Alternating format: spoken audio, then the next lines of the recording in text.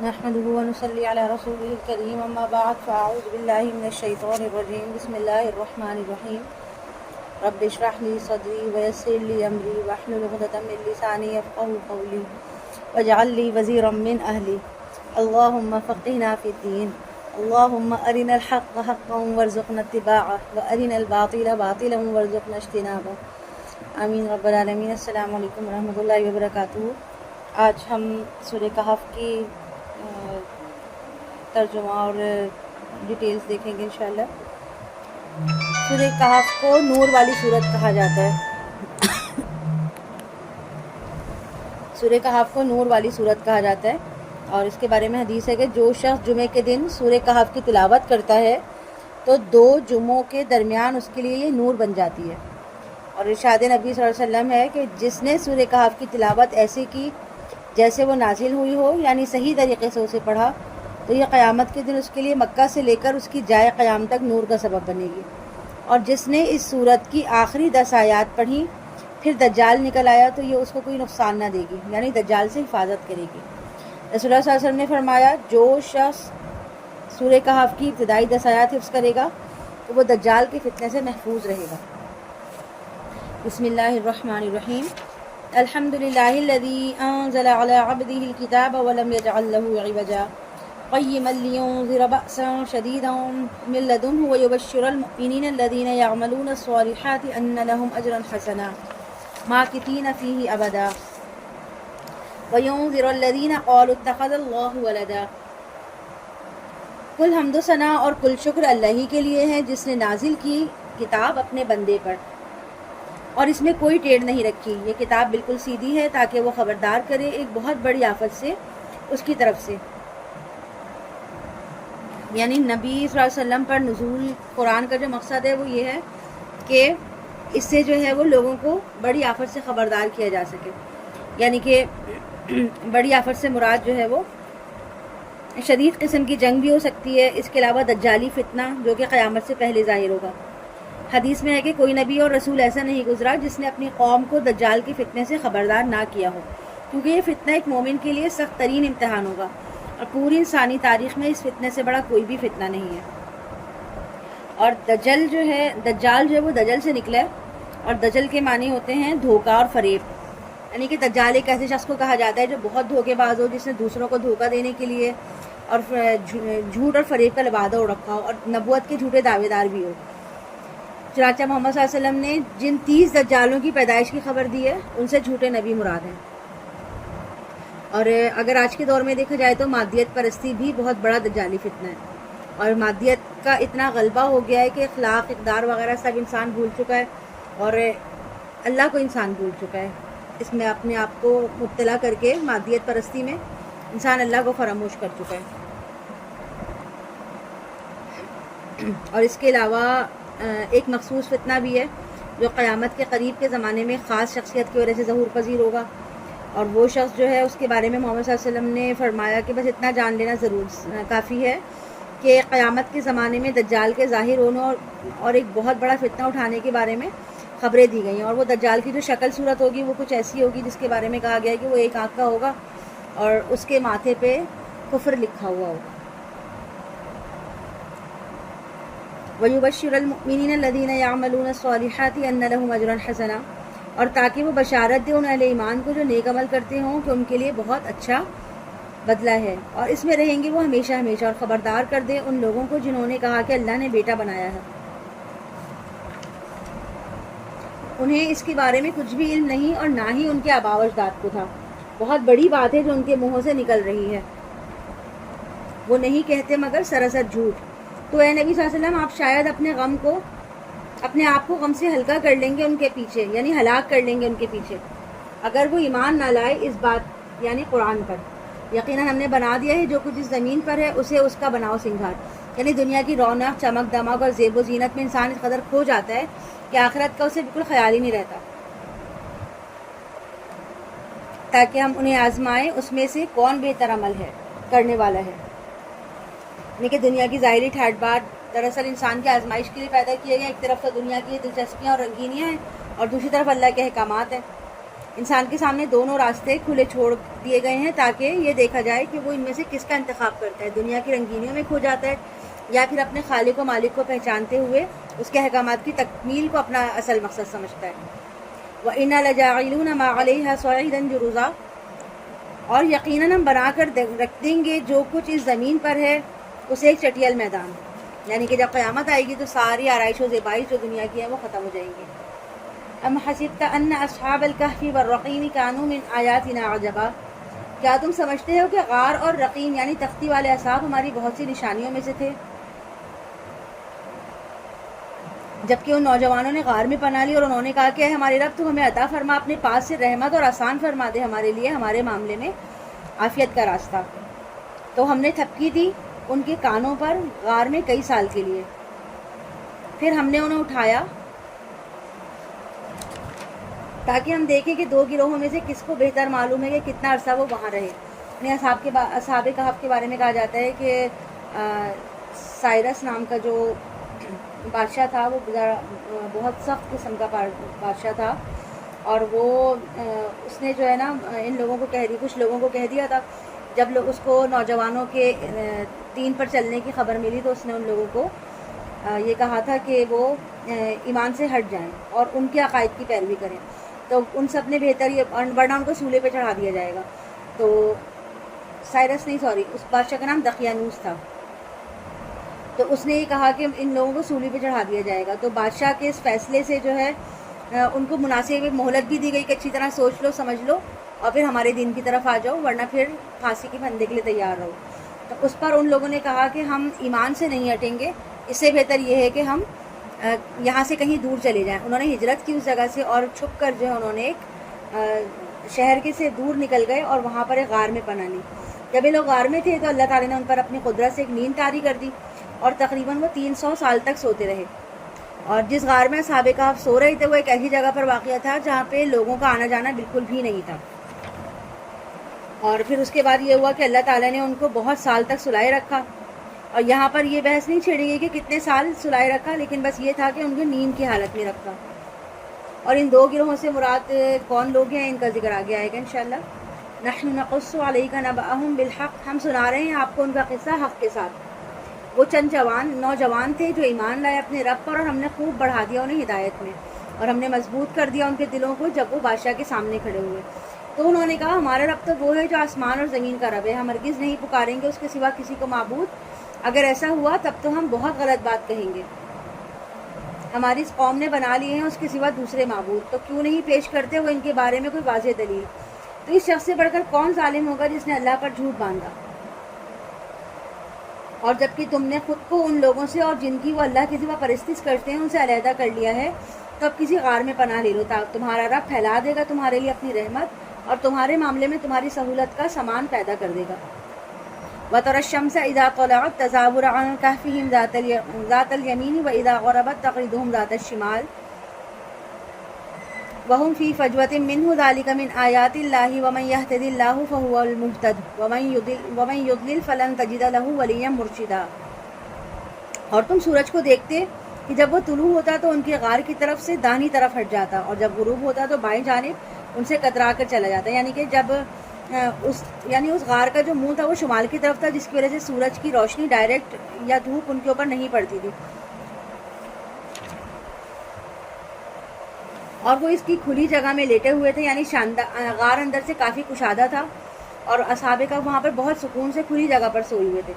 یہ اللہ کی نشانیوں میں سے ہے، جسے اللہ ہدایت دیتا ہے وہی ہدایت یافتہ ہوتا ہے، اور جسے تم وہ گمراہ کر دے تو تم اس کے لیے نہیں پاؤ گے کوئی مدد کرنے والا۔ اور اگر تم انہیں دیکھتے ہو تم سمجھتے ہو کہ وہ جاگ رہے ہیں حالانکہ وہ سو رہے ہیں، اور ہم ان کی کروٹیں بھی بدلتے ہیں، یعنی کہ گویا اللہ تعالیٰ نے فرشتوں کو ان کی دیکھ بھال کے لیے ڈیوٹی پہ معمور کر دیا، جو وقفے وقفے سے ان کی کروٹیں بھی بدلتے ہیں، اور ان کو ورنہ کیونکہ اگر وہ سالہ سال ایک ہی کروٹ پہ لیٹے رہتے تو ان کو تو بیڈ سورز ہو جاتے، وہ زخم ہو جاتے، ان کو وہ بیمار پڑ جاتے، تو اللہ تعالیٰ نے ان کو محفوظ رکھا۔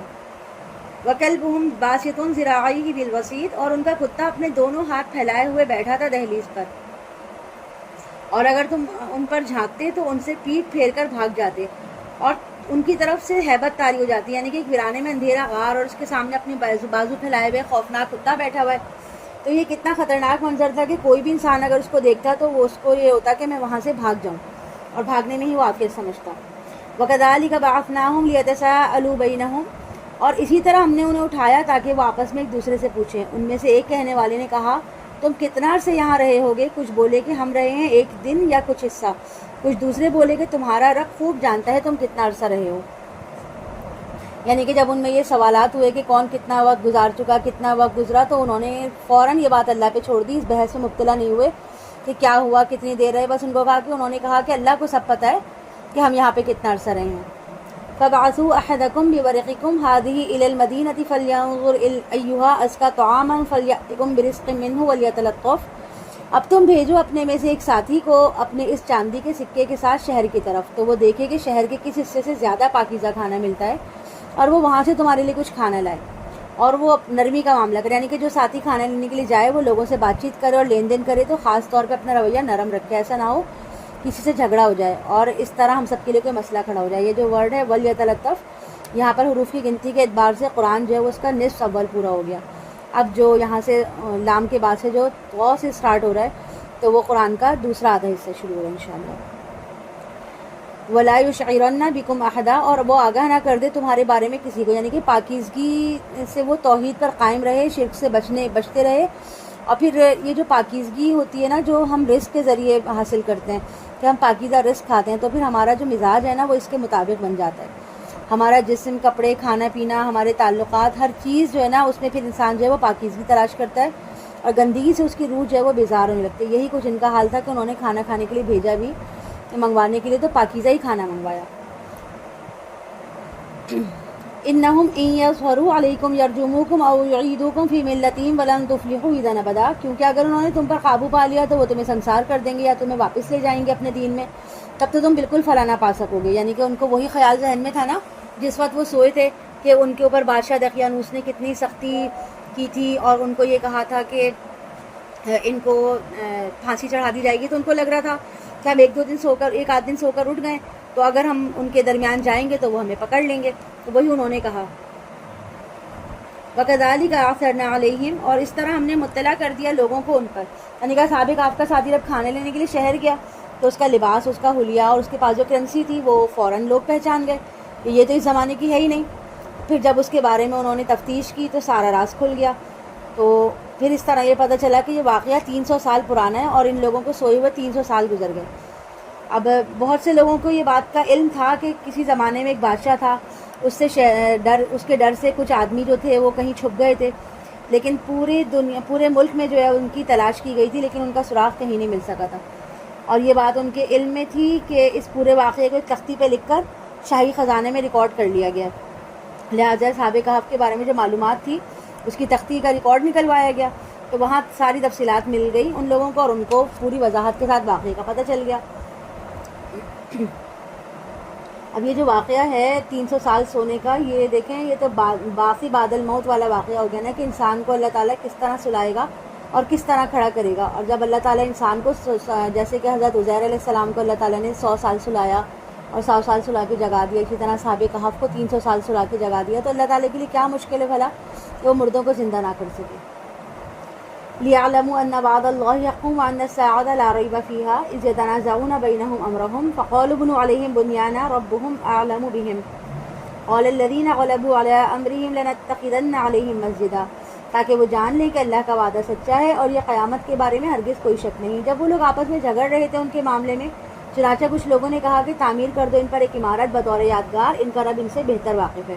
جو لوگ غالب آئے اپنی رائے کے اعتبار سے، انہوں نے کہا کہ ہم بنائیں گے ان کے غار پر ایک مسجد، یعنی کہ جو یہ قبریں وغیرہ جو ہوتی ہیں ان پر مسجد بنانے کو منع کیا جاتا ہے، لیکن ان کا کیا دل تھا کہ وہاں پر مسجد بنائیں، یعنی قبر پہ مسجد بنائیں گے تو ظاہر سی بات ہے وہاں پہ سجدے کریں گے، تو یہ قبر والوں کے لیے بھی دل میں ویسے جذبات آ جائیں گے۔ زمانے میں ایک بادشاہ تھا، اس کے ڈر سے کچھ آدمی جو تھے وہ کہیں چھپ گئے تھے، لیکن پورے ملک میں جو ہے ان کی تلاش کی گئی تھی لیکن ان کا سراغ کہیں نہیں مل سکا تھا، اور یہ بات ان کے علم میں تھی کہ اس پورے واقعے کو ایک تختی پہ لکھ کر شاہی خزانے میں ریکارڈ کر لیا گیا، لہٰذا صحابہ کہف کے بارے میں جو معلومات تھی اس کی تختی کا ریکارڈ نکلوایا گیا، تو وہاں ساری تفصیلات مل گئی ان لوگوں کو اور ان کو پوری وضاحت کے ساتھ واقعے کا پتہ چل گیا۔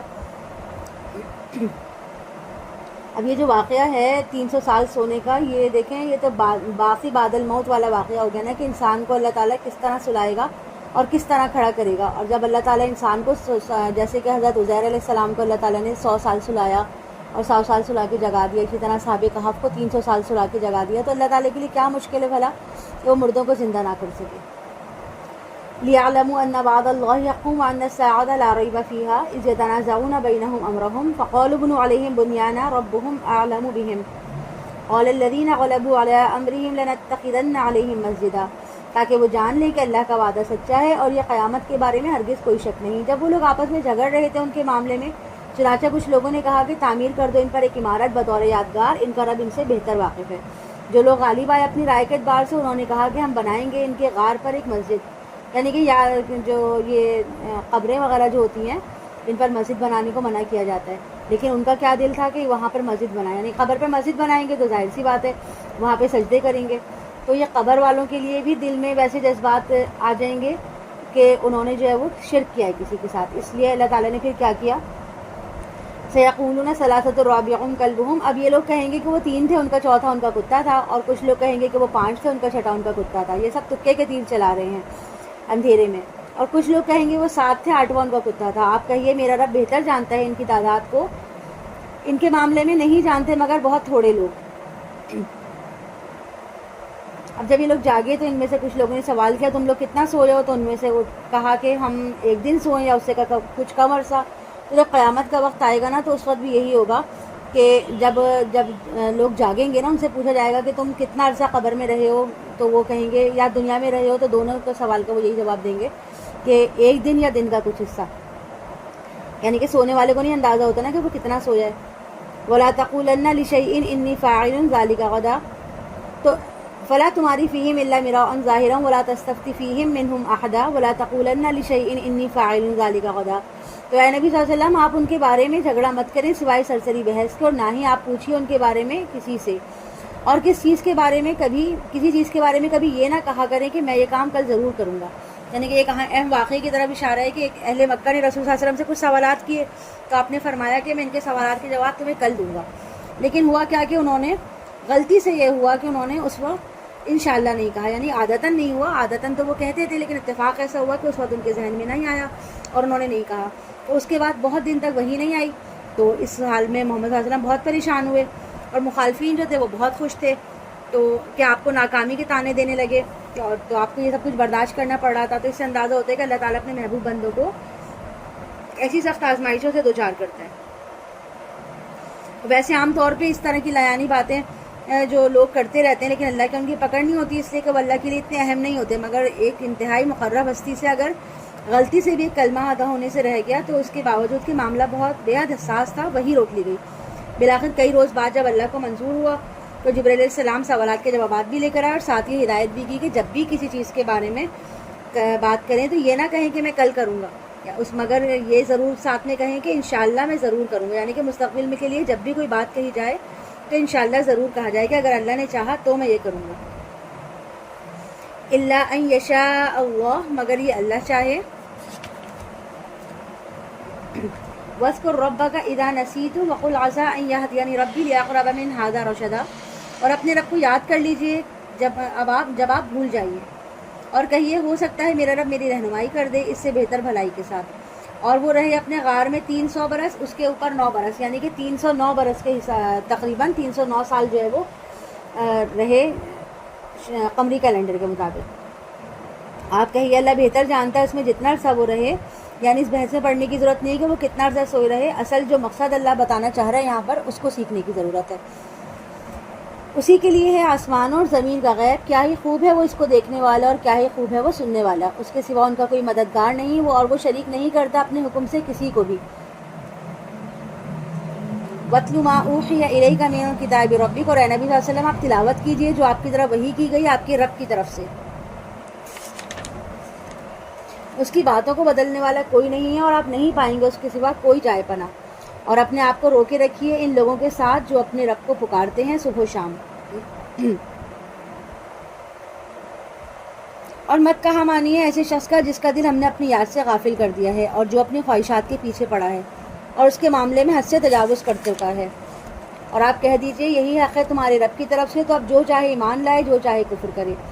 ہم نے ظالموں کے لیے آگ تیار کر رکھی ہے، اس کی قناتیں ان کا احاطہ کر لیں گی، اور اگر وہ پانی کے لیے فریاد کریں گے تو ان کی فریاد رسی ایسے پانی سے کی جائے گی جو کھولتے ہوئے تیل کی تلچھٹ جیسا ہوگا، جو چہروں کو بھون ڈالے گا۔ بہت ہی بری ہوگی پینے کی وہ چیز، اور وہ جہنم بہت ہی بری جگہ ہے رہنے کی۔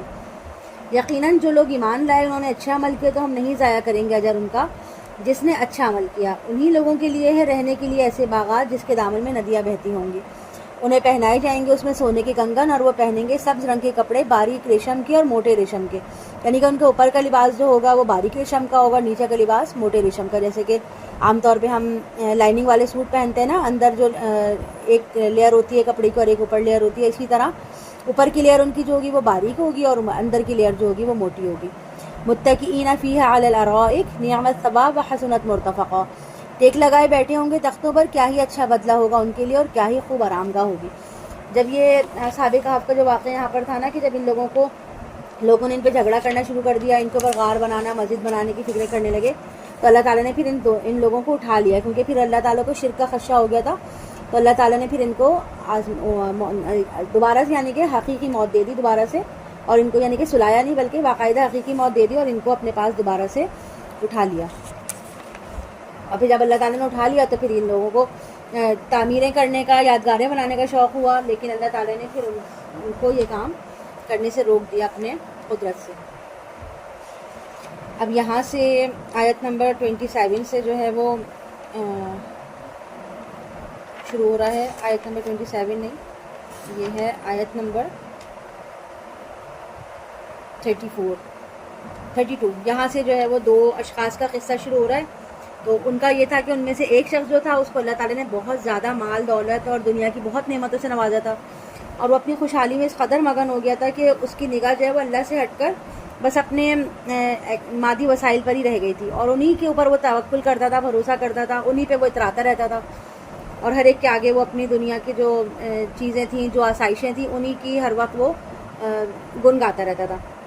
اب دوسرا شخص جو تھا وہ دنیا کے لحاظ سے تو خوشحال نہیں تھا، مگر اسے اللہ کی معرفت، اللہ کی پہچان بہت حاصل تھی، اور اب وہ دولت مند شخص کو نصیحت کرتے رہتا تھا کہ اللہ نے تمہیں اتنی نعمتوں سے نوازا ہے، مگر تم اسے اللہ کو بالکل بھول گئے ہو، تمہیں چاہیے کہ تم اللہ کا شکر ادا کرو۔ دولت مند شخص جو تھا وہ اس گھمنڈ میں آ کر اس کی نصیحت کو جو ہے وہ تلخی سے جواب دیتا تھا، اور دولت مند شخص جو ہے وہ یہ کہتا تھا کہ مجھے تو ساری نعمتیں اس لیے ملی ہیں کہ میں اللہ کا چہیتا ہوں، جبکہ میرے مقابلے میں تمہاری کوئی حیثیت ہی نہیں ہے، اس لیے اللہ نے تمہیں کچھ دیا نہیں۔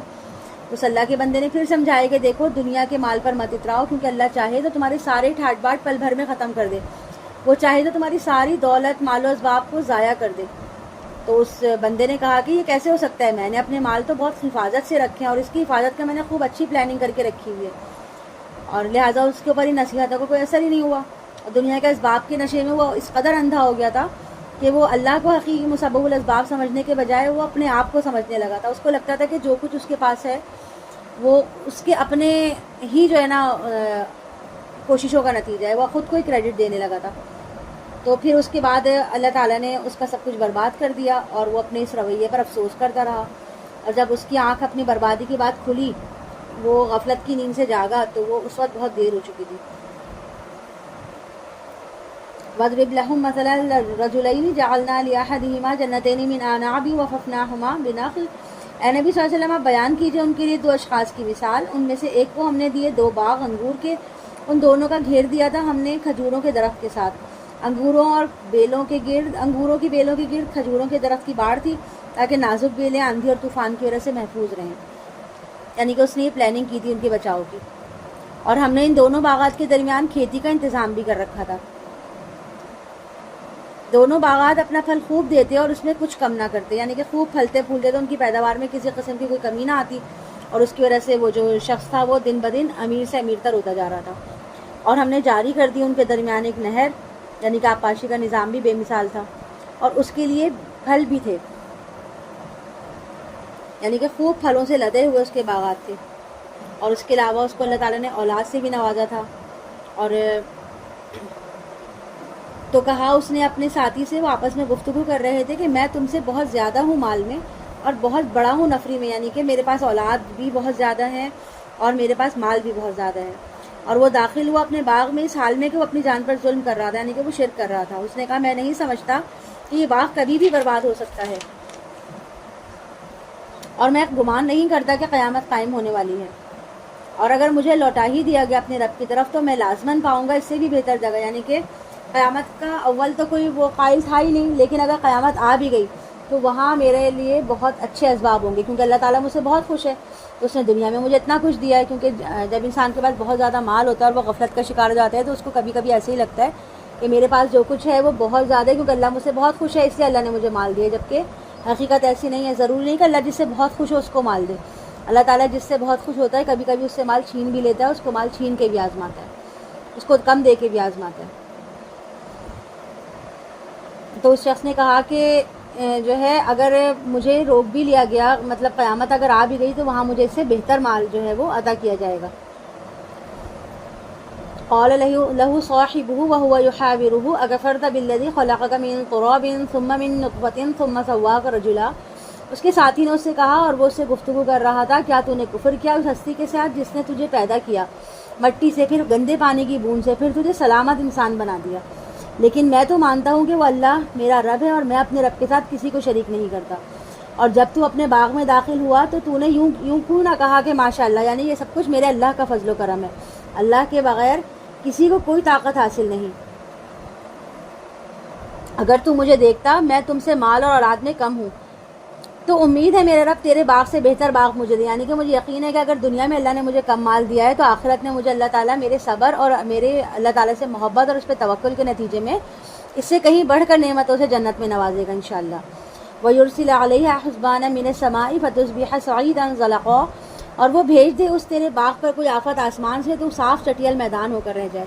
یعنی کہ اگر تمہارے کفر و تکبر اللہ کو پسند نہیں آیا تو ہو سکتا ہے کہ وہ باغ پہ کوئی ایسی آفت نازل کر دے کہ تمہارے پاس جو اتنا مال دولت ہے اس کا کوئی نام و نشانی نہ رہے، یا اس کا پانی گہرائی میں اتر جائے اور پھر تم اس پانی کو کسی طرح حاصل نہ کر سکو. یعنی کہ پاشی کا نظام ہی ختم ہو جائے تو پھر باغ تو اجڑ جائے گا. یا جیسے کہ کوئی شیش محل ہے، اگر وہ شیش محل پہ کوئی ہلکا سا پتھر بھی لگ جائے تو وہ تو چکنا چور ہو جاتا ہے. بالکل اسی طرح اللہ تعالیٰ اگر چاہے تو لمحوں میں اس باغ کو ملیا میٹ کر سکتا ہے، اور اس کا وہ احیط بھی ثمرہ، اور اس کا سارا ثمر سمیٹ لیا گیا. یعنی کہ اس شخص کو اللہ تعالیٰ کی طرف سے جو نعمتیں دی گئی تھیں وہ سب کچھ روک لی گئیں، اس کا باغ بھی اجڑ گیا، اس کی اولاد بھی چھن گئی. اس سے اندازہ ہوتا ہے کہ دوسرا شخص جو تھا وہ اللہ کا مقرب بندہ تھا، اور مالدار شخص اس کی ناداری کا اس کو تانا دے رہا تھا کہ مال میں تم مجھ سے کم ہو اور نفری بھی میری تم سے زیادہ ہے، یعنی کہ اولاد بھی میری تم سے زیادہ ہے. اور اس تانے سے اس کا دل دکھا ہوگا، جس کی سزا جو ہے وہ اللہ تعالیٰ کی طرف سے اس بندے کو فوراً مل گئی، اور اللہ تعالیٰ نے اس کا سب کچھ چھین لیا. یعنی کہ جب ہم زبان سے کسی کے بارے میں کوئی بات کریں تو بہت سوچ سمجھ کر کریں، اور ایسا شخص جو اللہ کی طرف سے کسی کمی کا شکار ہو اس کے ساتھ بات کرتے ہوئے قول و معروف یعنی کہ عمدہ بات کریں تاکہ اس کا دل نہ دکھے. کیونکہ جب اللہ تعالیٰ کے بندے کا دل دکھتا ہے اور ایسا بندہ جو اللہ تعالیٰ کے قریب ہوتا ہے تو اللہ تعالیٰ کو یہ بات بالکل اچھی نہیں لگتی کہ اس کے بندوں کا دل دکھایا جائے. فَأَصْبَحَ يُقَلِّبُ كَفَّيْهِ عَلَى مَا أَنفَقَ فِيهَا. تو وہ ہاتھ ملتا رہ گیا اس پر جو کچھ اس نے اس میں خرچ کیا. یعنی کہ اس نے جو منصوبہ بندی کی تھی پودے لگانے کے لیے، جو اتنا پیسہ خرچ کیا تھا، اتنی محنت کی تھی، اتنا وقت کھپایا تھا، وہ سب کچھ ضائع ہو گیا اور اسے کچھ بھی نہ مل سکا. اور وہ باغ گرا پڑا تھا اپنی چھتریوں پر، یعنی کہ ساری اس کے انگور کی بیلیں جو تھی وہ اندھی پڑی تھی، اور وہ کہہ رہا تھا ہائے میری شامت، کاش میں نے اپنے رب کے ساتھ کسی کو شریک نہ کیا ہوتا، اور نہ ہوئی اس کے لیے کوئی جماعت جو اللہ کے مقابلے میں اس کی مدد کو آتی، نہ ہی وہ خود انتقام لینے والا بن سکا. یہاں تو تمام اختیارات اللہ ہی کا ہے جو حق ہے، وہی بہتر ہے انعام دینے میں اور وہی بہتر ہے عاقبت کے اعتبار سے. اور آپ بیان کیجئے ان کے لیے مثال دنیا کی زندگی کی، جیسے پانی کہ ہم نے اسے اتارا آسمان سے، پھر اس کے ساتھ مل جل کر نکل آیا زمین کا سبزہ، پھر وہ ہو گیا چورا چورا، اڑائی پھرتی ہیں اسے ہوائیں، اور اللہ ہر چیز پر قدرت رکھنے والا ہے.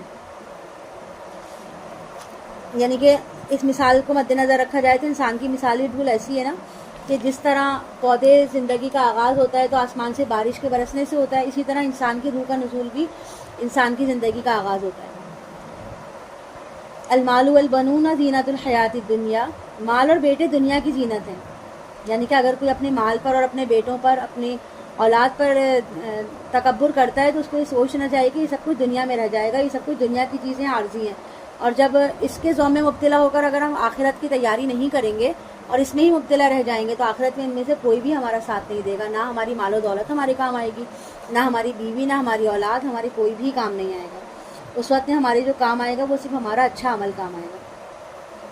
وَيَوْمَ نُسَيِّرُ الْجِبَالَ وَتَرَى الْأَرْضَ بَارِزَةً, اور جس دن ہم چلائیں گے پہاڑوں کو اور تم دیکھو گے زمین کو صاف شٹیل, اور ہم سب کو جمع کر لیں گے, ان میں سے کسی ایک کو بھی نہیں چھوڑیں گے, اور وہ پیش کیے جائیں گے اپنے رب کے سامنے صفیں باندھتے ہوئے. یعنی تب انہیں کہا جائے گا آ گئے ہو نا ہمارے پاس, جیسے ہم نے تمہیں پہلی بار پیدا کیا تھا, بلکہ تم نے تو سمجھ رکھا تھا کہ ہم تمہارے لیے وعدے کا کوئی وقت مقرر ہی نہیں کریں گے.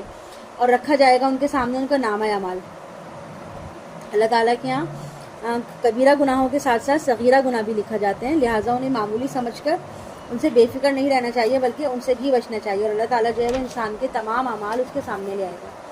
اللہ تعالیٰ کے یہاں ہر فرد کی ایک ایک حرکت جو ہے نا اس کی ریکارڈنگ محفوظ ہو رہی ہے. اب اس کا کیا طریقہ کار ہے اللہ کو بہتر پتہ ہے, اور پلک جھپکنے کی بھی دیر نہیں لگے گی کہ اس کا جو پرنٹ ہے نا, جو انسان کے لیے ریکارڈنگ ہو رہی ہے, اس کا پرنٹ آؤٹ جو ہے نا وہ ہر فرد کے ہاتھ میں تھما دیا جائے. پھر وہ اس کو ڈینائی نہیں کر سکے گا یہ میرا نہیں ہے, یہ میں نے کیا نہیں. اس کو ہر چیز کو ایکسیپٹ کرنا پڑے گا جو کچھ اس نے کیا. فَتَرَى الْمُجْرِمِينَ مُشْفِقِينَ مِمَّا فِيهِ, چنانچہ تم دیکھو گے مجرموں کو کہ ڈر رہے ہوں گے اس میں جو کچھ اس میں ہوگا, اور کہیں گے ہائے ہماری شامت ہی کیسا اعمال نامہ ہے, اس نے تو نہ کسی چھوٹی چیز کو چھوڑا ہے نہ کسی بڑی چیز کو, مگر اس کو محفوظ رکھا ہے. اور وہ پائیں گے جو عمل بھی انہوں نے کیا ہوگا اسے موجود, اور آپ کا رب کسی پر ظلم و زیادتی نہیں کرے گا. اور یاد کرو جب ہم نے فرشتوں سے کہا کہ سجدہ کرو آدم کو تو انہوں نے سجدہ کیا مگر ابلیس نے نہیں کیا. وہ جنات میں سے تھا, چنانچہ اس نے نافرمانی کی اپنے رب کے حکم کی.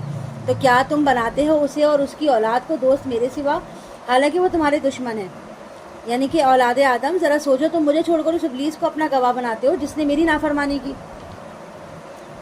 بئس للظالمین بدلا, کیا ہی برا بدلہ ہے ان ظالموں کے لیے. یعنی کہ اللہ کو چھوڑ کر اپنے دشمن شیطان اور اس کے چیلوں کو جو رفاقت انہوں نے اختیار کر رکھی ہے, تو ان ظالموں کے لیے کس قدر انہوں نے اپنا برا بدلہ اختیار کر رکھا ہے, کیونکہ اللہ کے سوا تو کوئی والی کارساز ہے ہی نہیں. ما اشہدتہم خلق السماوات والارض ولا خلق انفسہم, میں نے انہیں گواہ نہیں بنایا آسمان اور زمین کی تخلیق کا اور نہ ہی ان کی اپنی تخلیق کا, اور میں بہکانے والوں کو اپنا مددگار بنانے والا نہیں ہوں. اور جس دن وہ کہے گا پکارو میرے ان شریکوں کو جن کا تمہیں زوم تھا, تو وہ انہیں پکاریں گے مگر انہیں وہ کوئی جواب نہیں دیں گے, اور ہم ان کے درمیان ہلاکت کی گھاٹی حائل کر دیں گے. اور مجرم لوگ آگ کو دیکھیں گے اور جان جائیں گے کہ وہ اس میں ڈالے جانے والے ہیں, اور وہ نہیں پائیں گے اس سے بچنے کی کوئی جگہ. اور ہم نے پھیر کر بیان کر دی ہیں اس قرآن میں لوگوں کی ہدایت کے لیے ہر قسم کی مثالیں, لیکن انسان تمام مخلوق سے بڑھ کر جھگڑالو ہے. اور نہیں روکا لوگوں کو کسی چیز نے جب ان کے پاس ہدایت آ گئی کہ وہ ایمان لے آئیں اور اپنے رب سے مغفرت مانگے, مگر یہ کہ ان سے پہلوں کا طریقہ بڑھتا جائے گا. یعنی کہ جو لوگ ہدایت میں آ جانے کے بعد بھی ایمان نہیں لا رہے, ہدایت مل جانے کے بعد یعنی کہ ان کے سامنے ہدایت آ گئی, قرآن آ گیا, نبی آ گئے اور ان کو سارے معاملات کا بتا رہے ہیں کہ کیا حق ہے اور کیا باطل ہے, اس کے باوجود بھی اگر وہ ایمان نہیں لا رہے اور اللہ کے حضور استغفار نہیں کر رہے, تو اس کی وجہ سوائے اس کے اور کچھ نہیں کہ ان سے پہلی قوموں کا انجام بھی لکھا جا چکا تھا, اب ان کو بھی اپنے انجام کی فکر کرنی چاہیے. او یاتیہم العذاب قبلا, یا عذاب ان کے سامنے آ موجود, اور ہم نہیں بھیجتے رسولوں کو مگر خوشخبری دینے والے اور خبردار کر دینے والے بنا کر. اور یہ کافر لوگ جھگڑتے ہیں جھوٹ کی طرف سے تاکہ بچلا دیں اس کے ساتھ حق کو, یعنی کہ حق اور باطل کو مکس کر دیں. اور انہوں نے میری آیات کو اور اس چیز کو جس کے ساتھ انہیں خبردار کیا گیا تھا مذاق بنا لیا ہے. اور اس شخص سے بڑھ کر بڑا ظالم کون ہوگا جسے نصیحت کی گئی ہو اس کے رب کی آیات کے ذریعے تو اس نے منہ موڑ لیا ان سے, اور وہ بھول گیا کہ آگے کیا بھیجا ہے اس کے دونوں ہاتھوں نے. یقیناً ہم نے ان کے دلوں پر پردے ڈال دیے ہیں کہ وہ اس قرآن کو سمجھ نہ پائیں, اور ان کے کانوں میں بوجھ ڈال دیا ہے, اور اگرچہ آپ بلائیں انہیں ہدایت کی طرف تب بھی وہ کبھی ہدایت نہیں پائیں گے. اور آپ کا رب بہت بخشنے والا, بہت رحمت والا ہے. اگر وہ پکڑتا اس کے سبب ان کے اعمال کے تو بہت جلدی بھیج دیتا ان پر عذاب. یعنی اللہ تعالیٰ اگر کسی کے اعمال کے سبب اس کو پکڑنا چاہے تو کوئی انسان بھی دنیا میں جو ہے وہ سکون سے رہ ہی نہ پائے, سب پہ فوراً عذاب آ جائے. لیکن اللہ تعالیٰ کا کیا ہے کہ اللہ تعالیٰ نے ایک معین وقت کا رکھا ہوا ہے وعدے کے لیے کہ اس وقت وہ پکڑے گا, اس سے پہلے جو ہے وہ انسان کو نہیں پکڑے گا. لیکن جب موت کا وقت آ جائے گا تو اس وقت پھر کوئی جائے پناہ نہیں ملے گی, کوئی بچنے کی جگہ نہیں ہوگی. وَتِلْكَ الْقُرَىٰ أَهْلَكْنَاهُمْ لَمَّا ظَلَمُوا وَجَعَلْنَا لِمَهْلِكِهِمْ مَوْعِدًا, اور یہ ہیں وہ بستیاں جن کے باسیوں کو ہم نے ہلاک کر دیا جب انہوں نے ظلم اختیار کیا, اور ہم نے مقرر کر دیا ان کی ہلاکت کے لیے وعدے کا ایک وقت. اب یہاں پہ حضرت موسیٰ علیہ السلام کے سفر کا ذکر ہے آگے. اللہ تعالیٰ نے حضرت موسیٰ علیہ السلام کو حکم دیا کہ آپ فلاں جگہ جائیں, وہاں پر آپ کو ایک علم والا ایک بندہ ملے گا اور آپ کچھ عرصہ اس کے ساتھ رہیں اور اس کے علم سے فائدہ اٹھائیں. ممکن ہے کہ یہ حضرت موسیٰ علیہ السلام کی نبوت کا ابتدائی زمانہ ہو اور اس طریقے سے آپ کی تربیت اللہ کا مقصد ہو کہ وہ کریں. اور جس طرح بعض روایت سے ثابت ہے کہ محمد صلی اللہ علیہ وسلم کی تربیت کے لیے ایک فرشتہ جو ہے وہ 3 سال تک مسلسل آپ کے ساتھ رہا. اس واقعے میں اللہ تعالیٰ نے جس بندے کا ذکر کیا ہے اس کے بارے میں قطعی معلومات تو کوئی دستیاب نہیں ہے, لیکن رائے یہ ہے کہ یا تو وہ ایک فرشتہ تھے یا پھر وہ ایک انسان ہی تھے جنہیں اللہ تعالیٰ نے بہت لمبی عمر دی تھی. یعنی جیسے جنوں میں ابلیس کو اللہ تعالیٰ نے عمر لمبی دی ہے نا, ایسے ہی اس نے انسانوں میں بھی اپنے نیک اور برگزیدہ بندوں کو طویل عمر سے نوازا. اور ان کا نام جو ہے وہ کچھ رائے کے مطابق خضر تھا, حضرت خضر تھا.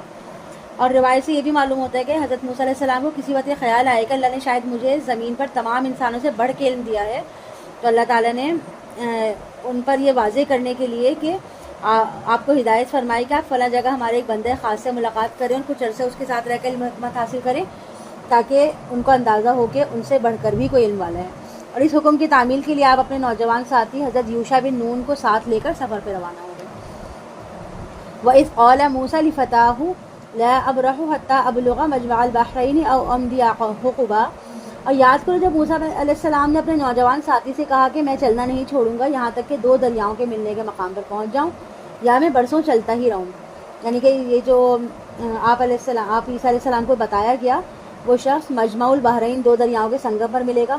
تو اس کے بارے میں یہ کہ یہ 2 دریا جو ہیں وہ سوڈان کی طرف سے مصر میں داخل ہوتے ہیں, اور ایک دریا کے پانی کا رنگ جو ہے وہ نیلا ہے جبکہ دوسرے کا سفید ہے. چنانچہ اس رائے کے مطابق جس مقام پر یہ دونوں دریا مل رہے ہیں یہ مصر کے دریائے نیل کی شکل اختیار کرتے ہیں, اور اس مقام کو مجمع البحرین کہا جاتا ہے, اور یہ مقام جو ہے وہ خرطوم کی سرحد کے پاس آتا ہے. فلما بلغا مجمع بینہما نسیا حوتہما فاتخذ سبیلہ فی البحر سربا. پھر جب وہ دونوں پہنچ گئے 2 دریاؤں کے ملنے کے مقام پر تو وہ اپنی مچھلی کو بھول گئے, اور اس مچھلی نے اپنا راستہ بنا لیا تھا دریا میں سرنگ کی طرح. یعنی کہ بھنی ہوئی مچھلی تھی جس کو کھانے کی غرض سے وہ اپنے ساتھ لائے تھے. اس مچھلی کو اللہ تعالیٰ کی طرف سے ایک نشانی بنایا گیا تھا, اور وہ انہیں ہدایت دی گئی تھی کہ جس مقام پر مچھلی زندہ ہو کر دریا میں چلی جائے گی اسی جگہ پر مطلوبہ شخصیت سے ان کی ملاقات ہوگی. چنانچہ مجمع البحرین کے قریب پہنچ کر وہ مچھلی زندہ ہو کر ان کے جو توشہ دان تھا یعنی جو کھانے کا باکس تھا اس میں سے باہر نکل آئی, اور سرنگ سی بنا کر اس نے دریا میں اپنی راہ لے لی. اس منظر کو یوشع بن نون نے دیکھا تو تھا مگر وہ موسیٰ علیہ السلام سے ذکر کرنا بھول گئے تھے. پھر جب وہ دونوں وہاں سے آگے نکل گئے تو موسیٰ علیہ السلام نے اپنے ساتھی سے کہا کہ لاؤ اب ہمارا ناشتہ لے آؤ, اپنے اس سفر سے تو ہمیں بہت تھکان ہو گئی ہے. اس نوجوان نے کہا کہ دیکھیے ہم ٹھہرے تھے چٹان کے پاس تو میں بھول گیا مچھلی کو نگاہ میں رکھنا, اور نہیں مجھے بھلائے رکھا مگر شیطان نے کہ میں آپ سے اس کا ذکر کروں, اور اس نے تو بنا لیا اپنا راستہ دریا میں عجیب طرح سے. یعنی کہ وہ مچھلی تو زندہ ہو کر عجیب طریقے سے دریا میں چلی گئی. موسیٰ علیہ السلام نے کہا یہی تو تھا جس کی ہمیں تلاش تھی, یعنی کہ یہی تو ہمیں نشانی بتائی گئی تھی کہ جس جگہ مچھلی زندہ ہو کے دریا میں جائے گی اسی جگہ پر اللہ کے اس بندے سے ہماری ملاقات ہوگی, چلو اب واپس وہیں چلتے ہیں. بس وہ دونوں واپس لوٹے اپنے نقش پا کو دیکھتے ہوئے, یعنی کہ اپنے قدموں کے نشان پر وہ واپس اس جگہ پہ گئی جہاں پہ مچھلی جو ہے وہ زندہ ہو کر دریا میں کودی تھی. تو پایا انہوں نے وہاں ہمارے بندوں میں سے ایک بندے کو جسے ہم نے رحمت عطا کی تھی اپنی طرف سے, اور سکھایا تو اسے خاص علم لدنی جو ہے نا وہ خاص علم ہوتا ہے جو اللہ تعالیٰ اپنے خاص رحمت سے کسی خاص بندے کو عطا کرتا ہے. اور یہ علم جو ہے وہ اللہ تعالیٰ براہ راست کسی انسان کے دل میں ڈالتا ہے, اور اس کو اس کی تحصیل کے لیے کوئی مشقت وغیرہ یعنی اس کو حاصل کرنے کے لیے مشقت نہیں کرنی پڑتی. قال له موسیٰ هل اتبعک علی ان تعلمنی مما علمت رشدا. موسیٰ علیہ السلام نے اس سے کہا کہ آپ کے ساتھ میں رہ سکتا ہوں اس شرط پہ کہ آپ مجھے سکھائیں اس میں سے جو بھلائی آپ کو سکھائی گئی ہے. اس نے کہا میرے ساتھ رہ کر آپ ہرگز صبر نہیں کر سکیں گے, اور آپ کیسے صبر کریں گے اس چیز پر جس کی آپ کو پوری خبر نہیں, یعنی کہ آپ کو میرے کام بڑے عجیب عجیب لگیں گے, آپ صبر نہیں کر پائیں گے کیونکہ ان کی جو پیچھے وجہ ہے وہ آپ کو پوری طرح پتہ ہی نہیں ہے. تو جو بات آپ کے دائرے علم میں نہیں ہوگی آپ اس پہ کیسے صبر کر پائیں گے. موسیٰ علیہ السلام نے کہا آپ مجھے انشاءاللہ صابر پائیں گے اور میں خلاف ورزی نہیں کروں گا آپ کے کسی حکم کی. یہاں پر ایک بات اور ہماری توجہ کے لائق ہے کہ جب صبر کرنے کی بات ہوئی تو موسیٰ علیہ السلام نے انشاءاللہ کہا, لیکن نافرمانی کرنے کے وعدے کے ساتھ انشاءاللہ نہیں کہا. چنانچہ بعد میں ہم دیکھیں گے کہ اس وعدے کے خلاف ورزی آپ سے ہوئی جس کے ساتھ انشاءاللہ نہیں کہا گیا تھا. اس نے کہا اگر آپ میرے ساتھ چلنا چاہتے ہیں تو کسی چیز کے بارے میں مجھ سے خود نہ پوچھنا، یہاں تک کہ میں خود ہی آپ کو اس کے بارے میں بتاؤں. یعنی کہ جب تک آپ میرے ساتھ رہیں گے تو میں جو کچھ کرتا رہوں آپ خاموشی سے اس کا مشاہدہ کریں گے، مجھ سے سوال جواب نہیں کریں گے، اور میں جب مناسب سمجھوں گا تو خود آپ کو ساری تفصیلات بتا دوں گا. پھر وہ دونوں چل پڑے، یہاں تک کہ جب وہ دونوں سوار ہوئے کشتی میں تو اس نے اس کشتی میں شکاف ڈال دیا.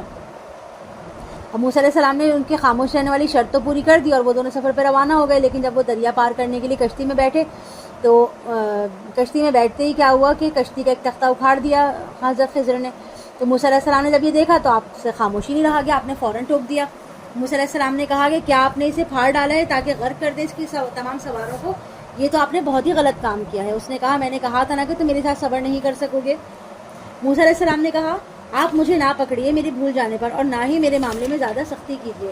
یعنی کہ میں بھول گیا تھا کہ مجھے خاموش رہنا ہے، مجھ سے پلیز درگزر سے کام لیں. پھر وہ دونوں چل پڑے، یہاں تک کہ ان کی ملاقات ہوئی ایک لڑکے سے تو اس کو خضر علیہ السلام نے قتل کر دیا. موسیٰ علیہ السلام نے کہا کیا آپ نے قتل کر دیا ایک معصوم جان کو بغیر کسی جان کے بدلے؟ یعنی کہ بلا وجہ میں آپ نے اس کا خون بہا دیا، یہ تو آپ نے بہت ہی نامعقول حرکت کی ہے. خضر علیہ السلام نے کہا کیا میں نے آپ سے کہا نہیں تھا کہ آپ میرے ساتھ صبر نہیں کر سکیں گے؟ موسیٰ علیہ السلام نے کہا اگر میں آپ سے سوال کروں کسی چیز کے بارے میں اس کے بعد آپ مجھے اپنے ساتھ نہ رکھیے گا. یعنی کہ 2 دفعہ تو مجھ سے بھول ہو گئی ہے، اب میں تیسری بار ایسا نہیں کروں گا. اگر میں نے ایسا کیا تو آپ مجھے اپنے ساتھ مت رکھیے گا. پھر وہ دونوں چل پڑے، یہاں تک کہ جب پہنچے ایک بستی کے لوگوں کے پاس. انہوں نے کھانا مانگا بستی والوں سے کہ ہم مسافر ہیں، ہمیں کھانا چاہیے، تو انہوں نے انکار کر دیا ان دونوں کے مہمان نوازی سے.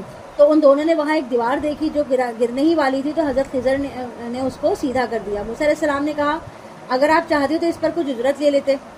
یعنی کہ ایسے لوگ تھے جنہوں نے ہمیں کھانا دینے سے بھی انکار کر دیا، اس کے باوجود آپ نے معاوضہ لیے بغیر ان کا کام کر دیا.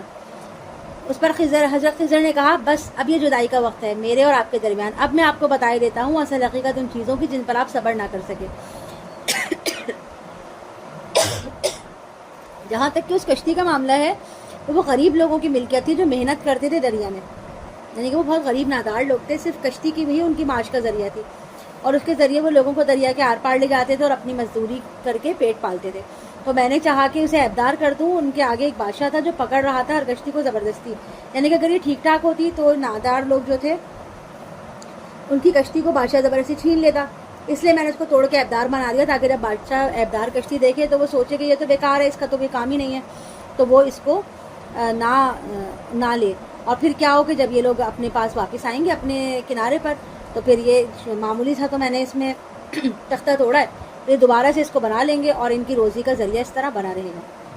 رہا وہ لڑکا تو اس کے والدین دونوں مومن تھے، تو ہمیں خدشہ ہوا کہ وہ سرکشی اور ناشکری سے ان پر چڑھائی کرے گا، یعنی کہ سرکشی کی وجہ سے ان پر تعدی کرے گا. یعنی کہ حضرت خضر کو اپنے خاص علم کی بنا پر معلوم تھا کہ اس بچے کی جینز اچھی نہیں ہے اور یہ بڑا ہو کر اپنے والدین کے لیے بہت مصیبت بن سکتا ہے، سہانے روح ثابت ہو سکتا ہے اور سرکشی اور ناشکری کر کے ان کو عاجز کر دے گا. انسان کو کبھی کبھی نقصانات کی حکمت عملی سمجھ نہیں آتی اور وہ پریشان ہوتا ہے، لیکن اس کے پیچھے جو فائدہ ہوتا ہے اس کی حکمت صرف اللہ کو معلوم ہوتی ہے.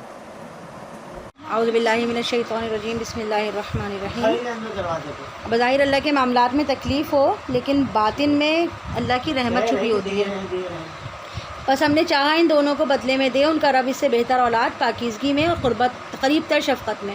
یعنی کہ بچے کے والدین جو تھے چونکہ وہ نیک اور صالح تھے تو ان کے لیے ان کے رب نے چاہا کہ اس بچے کی جگہ انہیں ایک ایسا اولاد عطا فرمائی جائے جو پاکیزہ ہو اور پاکیزہ نفس اور پرہیزگاری میں اس سے بھی بہتر ہو اور مربت اور دردمندی جو ہے اس کے اندر بڑھ چڑھ کر ہو. چنانچہ وقتی طور پر اگر کسی کبھی والدین کے بچے فوت ہو جاتے ہیں تو ان پہ غم کا پہاڑ ٹوٹ پڑتا ہے، لیکن حقیقت میں اس سب کے پیچھے بھی اللہ تعالیٰ کی کوئی نہ کوئی حکمت ہوتی ہے. وَأَمَّا الْجِدَارُ فَكَانَ لِغُلَامَيْنِ يَتِيمَيْنِ فِي الْمَدِينَةِ وَكَانَ تَحْتَهُ كَنْزٌ لَهُمَا وَكَانَ أَبُوهُمَا صَالِحًا.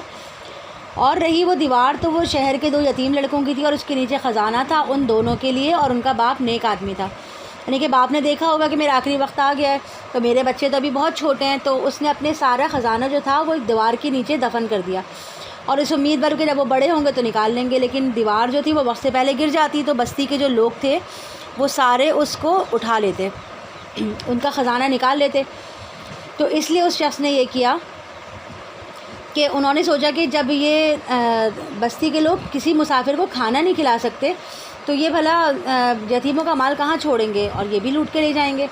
لہٰذا آپ کے رب نے چاہا کہ وہ دونوں اپنی جوانی کو پہنچ جائیں اور نکال لیں اپنا خزانہ۔ باپ چونکہ نیک آدمی تھا، اس لیے اللہ تعالیٰ کی طرف سے دیوار کی مرمت کا اہتمام کر کے اس کے کمسن یتیم بچوں کی بھلائی کا کام سامان کیا گیا، یعنی کہ جب ماں باپ نیک ہوتے ہیں تو اس کی جو اچھائی ہوتی ہے اس کا اثر اولاد پر لازمی ہوتا ہے۔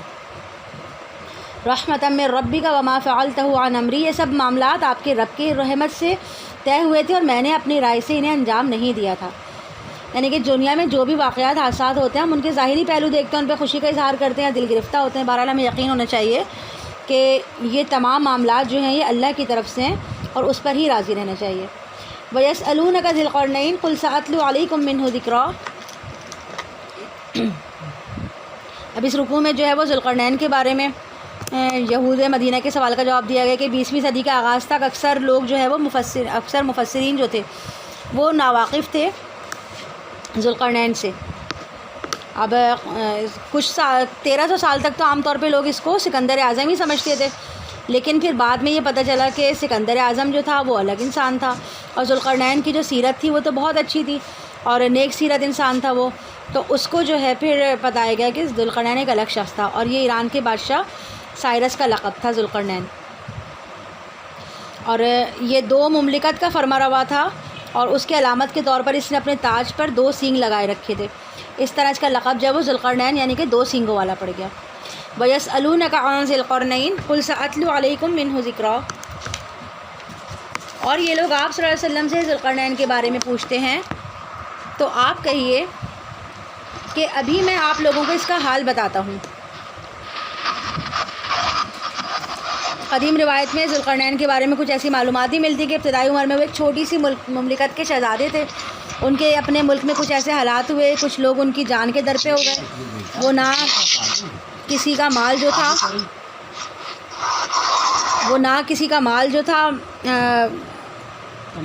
ورنہ وہ وہاں سے کسی نہ کسی طرح بچنے میں کامیاب ہو گئے، کچھ عرصہ جو وہ چھپ کر رہے، اور اس دوران ان کو کسی نبی کی تعلیمات پہنچی۔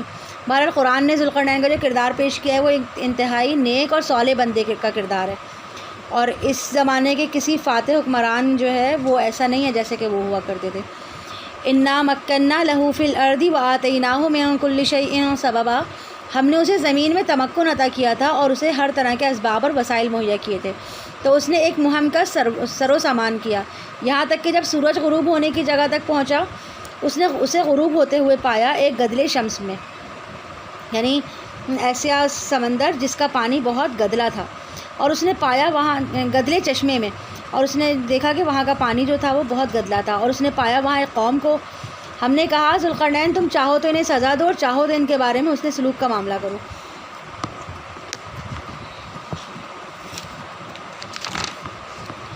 اس نے کہا جس نے ظلم کیا ہم اسے سزا دیں گے، پھر وہ لوٹا دیا جائے گا اپنے رب کی طرف اور وہ اسے بہت سخت عذاب دے گا، اور جو کوئی ایمان لایا اس نے نیک عمل کیا تو اس کے لیے اچھی سزا اور اچھی جزا ہے، اور اس سے ہم بات کریں گے اپنے معاملے میں نرمی سے۔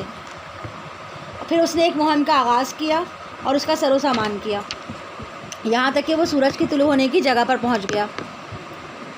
اس نے اس کو طلوع ہوتے ہوئے پایا اس ایسی قوم پر جس کے لیے ہم نے سورج کے مقابل کوئی اوٹ نہ رکھی تھی، یعنی ایسے لوگ تھے جن کے گھر اس طرح کے تھے کہ وہ اپنے گھروں کی دیواریں نہیں بناتے تھے، اور اگر دیواریں ہوتی بھی تھیں نا تو ان پہ چھتیں نہیں ہوتی تھیں۔ کذالک وقد احطنا بما لدیہ خبرا، پھر ایسا معاملہ ہوا اور ہم پوری طرح باخبر تھے اس کے احوال سے۔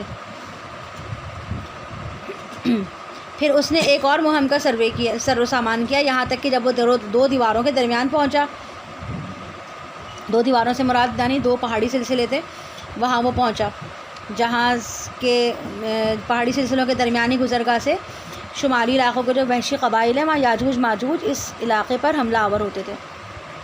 اس نے پایا ان دونوں سے دور ایک قوم کے افراد کو جو کچھ بات نہیں سمجھتے تھے۔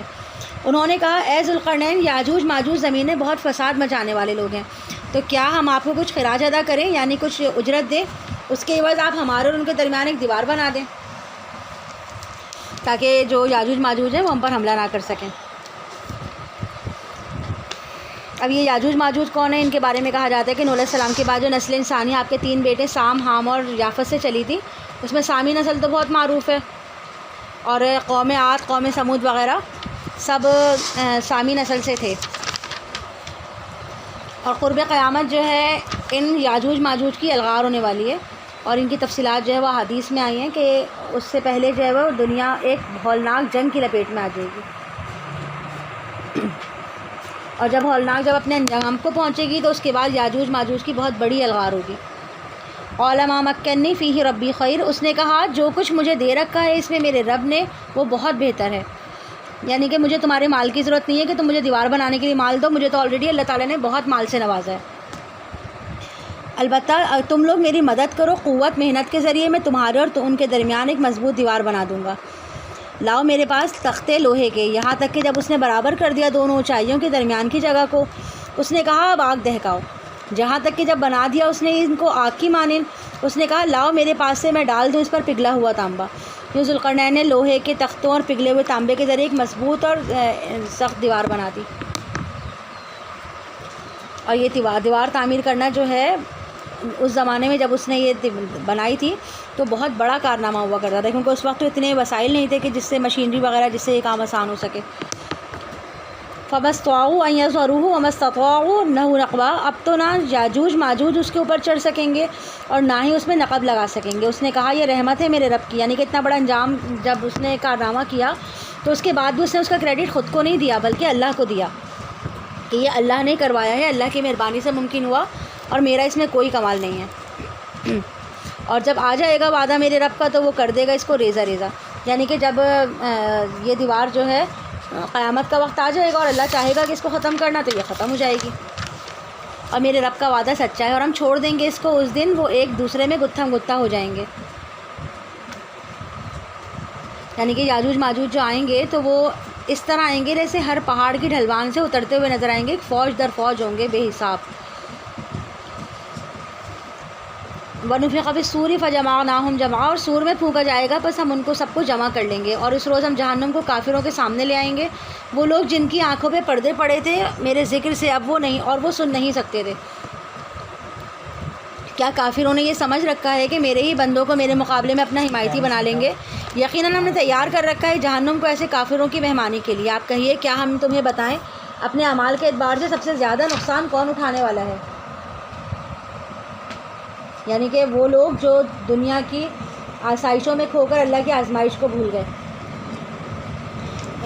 جہاں تک محنت مشقت کا تعلق ہے وہ تو ہر شخص کرتا ہے، لیکن دین کے لیے محنت کون کر رہا ہے اصل اللہ تعالیٰ یہ دیکھیں گے۔ جیسے کہ حضرت محمد صلی اللہ علیہ وسلم نے فرمایا کہ ہر انسان صبح کرتا ہے تو وہ خود کو بیچنا شروع کر دیتا ہے، پھر یا تو وہ اسے آزاد کرا لیتا ہے گناہوں سے یا ہلاک کر لیتا ہے۔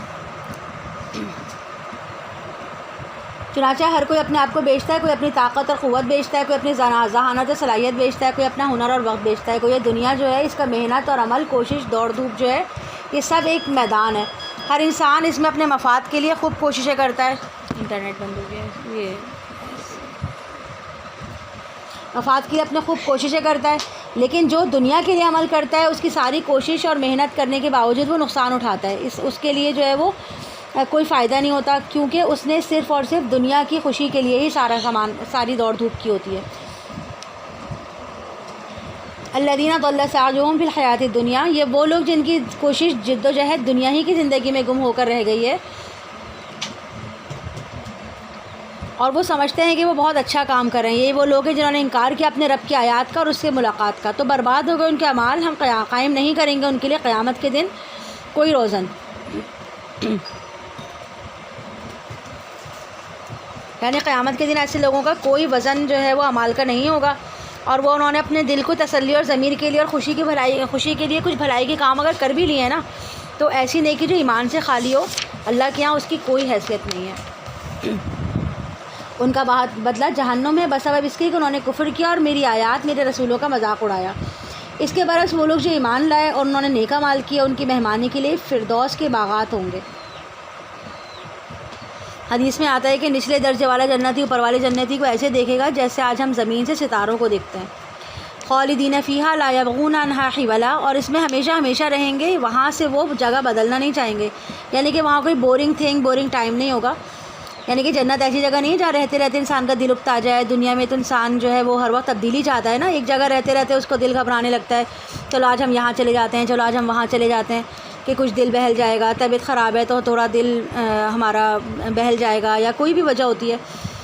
تو یہ جو یکسانیت ہوتی ہے نا، یہ دنیا میں ہے، انسان جس سے اکتا جاتا ہے، لیکن آخرت میں قیامت کے دن جو ہے نا، یعنی جنت میں جانے والے جو لوگ ہوں گے ان کے لیے یہ ہے کہ وہ مستقل طور پہ ایک ہی جگہ رہیں گے، لیکن وہاں پہ کبھی بھی ان کو جگہ بدلنے کی خواہش نہیں ہوگی اور وہ وہاں نہیں اکتائیں گے۔ ہاں جگہ بدلنا بھی چاہیں گے تو وہ کیا چاہیں گے کہ جنت کے ایک درجہ اور اوپر چلے جائیں، لیکن جنت سے نکلنا کبھی نہیں چاہیں گے۔ قل لو كان البحر مدادا لكلمات ربي لنفد البحر قبل أن تنفد كلمات ربي ولو جئنا بمثله مددا قل انما انا بشر مثلكم يوحى الي انما الهكم اله واحد۔ اے نبی صلی اللہ علیہ وسلم آپ کہیے اگر سمندر روشنائی بن جائیں میرے رب کی کلمات کو لکھنے کے لیے تو یقیناً سمندر ختم ہو جائیں گے اس سے پہلے کہ میرے رب کی کلمات ختم ہوں، اور اگر اسی کی طرح اور سمندر بھی ہم اس کی مدد کے لیے لے آئیں تو بھی اللہ کے کلمات ختم نہیں ہوں گے، لیکن اللہ غالب حکمت والا ہے۔ اے نبی صلی اللہ علیہ وسلم آپ کہہ دیجئے کہ میں تو بس تمہاری ہی طرح کا ایک انسان ہوں، مجھ پر وحی کی جاتی ہے کہ تمہارا معبود بس ایک ہی ہے، بس جو کوئی امید رکھتا ہے اپنے رب سے ملاقات کی تو اسے چاہیے کہ نیک اعمال کرے اور اپنے رب کی عبادت میں کسی کو شریک نہ کرے، یعنی کہ توحید جو ہے وہ خالص اللہ کے لیے ہو، عبادت اللہ کے لیے خالص ہونی چاہیے، اس میں کسی قسم کا شرک نہ ہو۔ یہاں الحمدللہ سورہ کہف مکمل ہو گئی۔ جو کچھ ہم نے اس میں سنا اور پڑھا، اللہ تعالیٰ اس کو سمجھنے کی اور اس پر عمل کرنے کی ہمیں توفیق عطا فرمائے۔ اب یہاں سے ہماری شروع ہو رہی ہے سورہ مریم۔ بسم اللہ الرحمن الرحیم۔ کاف ہا یا عین صاد حروف مقطعات ہے۔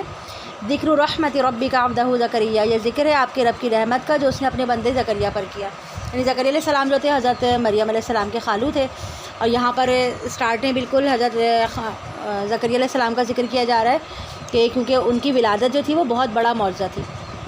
حضرت زکریا علیہ السلام بوڑھے ہو چکے تھے اور آپ کی اہلیہ جو تھی نہ صرف بوڑھی تھی بلکہ وہ بانجھ بھی تھیں، ان کی پہلے کوئی اولاد نہیں تھی، اور ان حالات میں ان کے یہاں بیٹی کی پیدائش کوئی معمولی واقعہ نہیں تھا، اور یہی وجہ ہے کہ اس وقت یہاں اللہ تعالیٰ کی رحمت خاص کا مظہر ان کو قرار دیا گیا۔ اذ نادى ربه نداء خفیہ، جب اس نے پکارا اپنے رب کو چپکے چپکے، یعنی دلی دل میں اپنے رب سے دعا کی کہ اے میرے پروردگار بلا شبہ میری ہڈیاں کمزور ہو گئی ہیں، میرا سر بھڑک اٹھا ہے بڑھاپے سے، یعنی کہ میرے سر کے بال مکمل طور پر سفید ہو چکے ہیں، اور اے میرے پروردگار میں تجھے پکار کر کبھی بھی نامراد نہیں ہوا، یعنی کہ اتنا سب کچھ مجھے معلوم ہے کہ ہر چیز ناممکن ہے، اس کے باوجود میں بڑی ہمت کر کے تجھ سے غیر معمولی دعا کرنے جا رہا ہوں، اور مجھے اندیشہ ہے اپنے بھائی بندوں سے اپنے بعد، یعنی کہ مجھے کوئی اپنا شریک اپنا ورثہ نظر نہیں آتے جو ہیکل سلیمانی کے متولی بن جائیں یا میرے جانشین بن جائیں، اور میری بیوی بانجھ ہے تو مجھے خاص اپنے پاس سے ایک ولی عطا کر، یعنی کہ ایسا ساتھی عطا کر جو میرے مشن میں میرا دستے بازو بن جائے، جو وارث ہو میرا اور آل یعقوب کا، اور اے میرے پروردگار اس کو بنانا پسندیدہ۔ اے زکریا ہم تمہیں بشارت دیتے ہیں ایسے لڑکے کی جس کا نام یحییٰ ہوگا، ہم نے اس سے پہلے اس کا کوئی ہم نام نہیں بنایا۔ اس نے کہا اے میرے پروردگار میرے ہاں بیٹا کیسے ہو جائے گا جبکہ میری بیوی بانجھ ہے اور میں پہنچ چکا ہوں بڑھاپے کے باعث سوکھ جانے کی حالت کو۔ فرمایا ایسا ہی ہوگا، تمہارے پروردگار نے فرمایا کہ یہ مجھ پر بہت آسان ہے، اور تمہیں بھی تو میں نے پیدا کیا اس سے پہلے جبکہ تم کچھ بھی نہیں تھے۔ عرض کیا ہے میرے پروردگار میرے لیے کوئی نشانی مقرر فرما دے۔ فرمایا تمہارے لیے نشانی یہ ہے کہ تم گفتگو نہیں کر سکو گے لوگوں سے 3 راتیں متواتر، یعنی کہ 3 دن کے لیے ان کی قوت گویائی جو ہے وہ سلب کر لی گئی۔ پھر وہ حجرے سے نکل کر اپنی قوم کی طرف آیا اور انہیں اشارے سے کہا کہ تم لوگ تسبیح بیان کرو صبح و شام، یعنی کہ صبح و شام کثرت سے اللہ کا ذکر کرتے رہو۔ یا یحییٰ خذ الکتاب بقوہ، یعنی یہاں سے یحییٰ علیہ السلام کی ولادت کے بعد اب ان کو براہ راست مخاطب کیا جا رہا ہے کہ اے یحییٰ کتاب کو مضبوطی سے تھام لو، اور ہم نے اس کو عطا کر دی حکمت اور دانائی بچپن میں ہی، یعنی کہ بچپن سے ہی وہ حکمت و دانائی والے عقلمند سمجھدار تھے، اور ہماری طرف سے سوز و گداز والی محبت اور پاکیزگی اسے عطا ہوئی، اور وہ بہت متقی تھا، اور وہ اپنے والدین کے ساتھ اس نے سلوک کرنے والا تھا اور خودسر اور نافرمان نہیں تھا۔ اور سلام ہو اس دن پر جس دن اس کی ولادت ہوئی، جس دن اسے موت آئے، جس دن وہ اٹھا لیا جائے زندہ کر کے۔ یہاں پر جو ہے یحییٰ علیہ السلام کا قصہ بس اتنا ہی ہے، اس کے بعد حضرت مریم اور حضرت عیسیٰ علیہ السلام کا قصہ شروع ہوگا۔ اور اب ذکر کیجئے اس کتاب قرآن کریم میں مریم کا جبکہ وہ اپنے لوگوں سے الگ ہو کر ایک مشرقی گوشے میں جا بیٹھی، یعنی ایک اعتکاف کی کیفیت تھی جس میں وہ ہیکل سلیمانی میں چھپ کر بیٹھی ہوئی تھی، تو اس نے اپنے آپ کو ان سے پردے میں کر لیا تاکہ یکسوئی کے ساتھ اللہ کی عبادت کر سکیں۔ پس ہم نے بھیجا اس کی طرف ایک نہ ایک فرشتہ تو اس نے صورت اختیار کی اس مریم کے سامنے ایک مکمل انسان کی. مریم نے کہا میں رحمان کی پناہ مانگتی ہوں تم سے اگر تم کوئی متقی شخص ہو. یعنی کہ اچانک ایک مرد کو ایک تنہائی کی جگہ پر دیکھ کر حضرت مریم علیہ السلام جو تھیں وہ گھبرا گئیں کہ کہیں ایسا تو نہیں کہ یہ شخص کسی بری نیت سے آیا ہو. تو اس شخص نے مخاطب کر کے ان کو کہا، اس شخص کو مخاطب کر کے انہوں نے کہا کہ میں اللہ کی پناہ چاہتی ہوں، اگر تم اللہ سے ڈرنے والے ہو، تمہارے دل میں اللہ کا کچھ خوف ہے تو برے ارادے سے باز رہنا. اس نے کہا میں تو آپ کے رب کا فرشتہ ہوں تاکہ میں آپ کو ایک پاکیزہ بیٹا عطا کر دوں. مریم علیہ السلام نے کہا میرے ہاں بیٹا کیسے ہوگا جبکہ مجھے کسی انسان نے چھوا تک نہیں اور نہ ہی میں کوئی بچہ لانا عورت ہوں. اس فرشتے نے کہا ایسا ہی ہوگا، یعنی کسی مرد کے تعلق کے بغیر ہی اللہ آپ کو بیٹا عطا فرما دے گا. آپ کا رب فرماتا ہے یہ مجھ پر آسان ہے تاکہ ہم اسے بنائیں ایک نشانی لوگوں کے لیے اور رحمت اپنی طرف سے اور ایک طے شدہ امر ہے. تو اس بچے کا حمل ٹھہر گیا. چنانچہ وہ اسے لے کر ایک دور جگہ پر چلی گئی. اس کو پریشانی ہو گئی ان کو کہ اگر حمل بڑھے گا تو لوگ کیا کہیں گے، اور اس وجہ سے وہ تنہائی کی غرض سے بیت اللحم چلی گئیں جو ہیکل سلیمانی سے 8 میل فاصلے پر تھا. پھر لے آیا اسے درد زا ایک کھجور کے تنے کے پاس، یعنی کہ ولادت کے وقت جب انہوں لیبر پین اسٹارٹ ہوا تو مریم علیہ السلام نے جو ہے وہ تکلیف کی شدت سے سہارے کے لیے کھجور کے تنے کو مضبوطی سے پکڑ لیا، اور یہ جو ہے وہ درد کی شدت کو برداشت کرنے کا ان کا ایک طریقہ تھا. اس کیفیت میں اس نے کہا کاش میں اس سے پہلے مر چکی ہوتی اور ایک بھولی بسری چیز ہو چکی ہوتی. یعنی کہ ان کو اتنی تکلیف تھی اور دوسرا ان کو ایک ڈر بھی تھا کہ اب میں اس بچے کا کیا کروں گی، لوگوں کو کیا منہ دکھاؤں گی، دنیا کیا کہے گی. تو انہوں نے کہا کہ کاش یہ وقت آنے سے پہلے مجھے موت آ گئی ہوتی اور میری یاد تک لوگوں کے ذہنوں سے محو ہو چکی ہوتی. تو اس نے پکارا اسے اس کے نیچے سے، یعنی کہ جس فرشتے نے بشارت دی تھی اس نے اب ان کو آواز دی. وہ دور تھا ان سے، ان کے قریب رہنا اس کو مناسب نہیں لگا ویزا حمل کے موقع پر.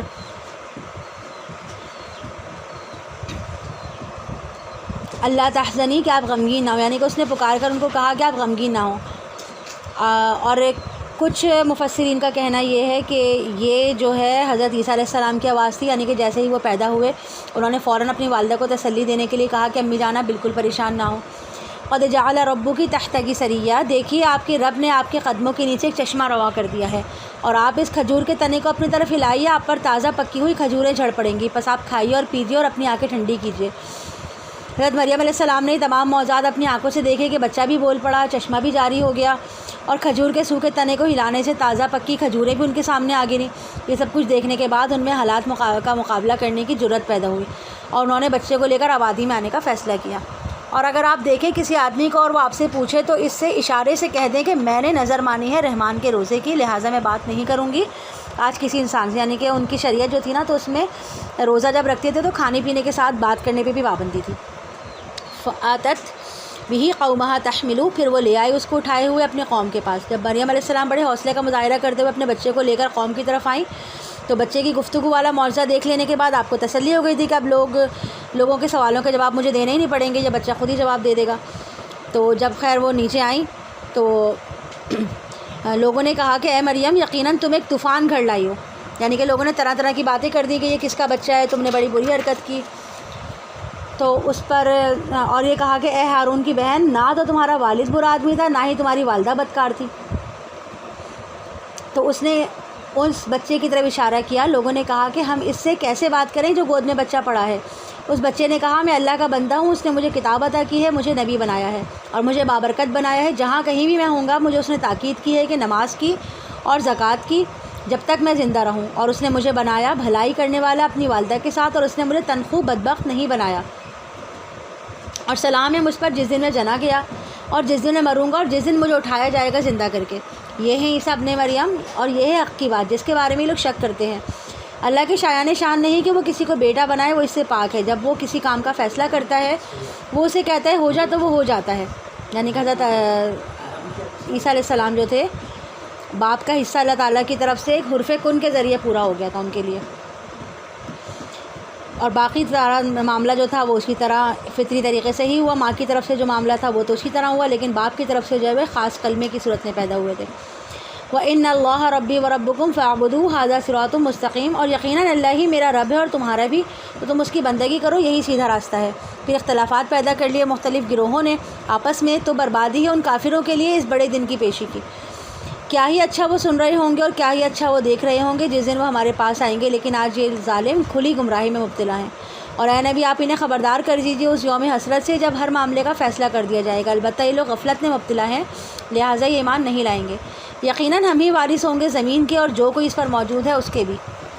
وَاذْكُرْ فِي الْكِتَابِ إِبْرَاهِيمَ إِنَّهُ كَانَ صِدِّيقًا نَبِيًّا، اور تذکرہ کیجیے اس کتاب میں ابراہیم علیہ السلام کا، یقیناً وہ صدیق نبی تھے یعنی کہ سچے نبی تھے۔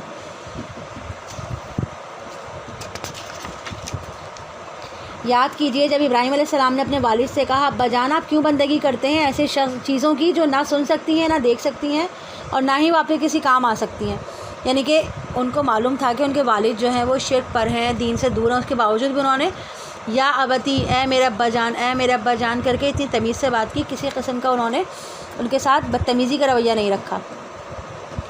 یا ابتی انی قد جاءنی من العلم ما لم یأتک فاتبعنی اہدک صراطا سویا، ابا جان یقیناً میرے پاس وہ علم آیا ہے جو آپ کے پاس نہیں ہے، بس آپ میری پیروی کیجئے، میں آپ کو دکھاؤں گا سیدھا راستہ، آپ میرا کہنا مانیے، میرے پیچھے چلیے، میں آپ کی رہنمائی کروں گا۔ ابا جان آپ شیطان کی بندگی نہ کیجئے، شیطان یقیناً رحمان کا نافرمان ہے۔ ابا جان مجھے اندیشہ ہے رحمان کی طرف سے کوئی عذاب آپ کو آ پکڑے اور پھر آپ شیطان ہی کے ساتھی بن کر رہ جائیں۔ اس نے کہا اے ابراہیم کیا تم کنارہ کشی کر رہے ہو میرے معبودوں سے؟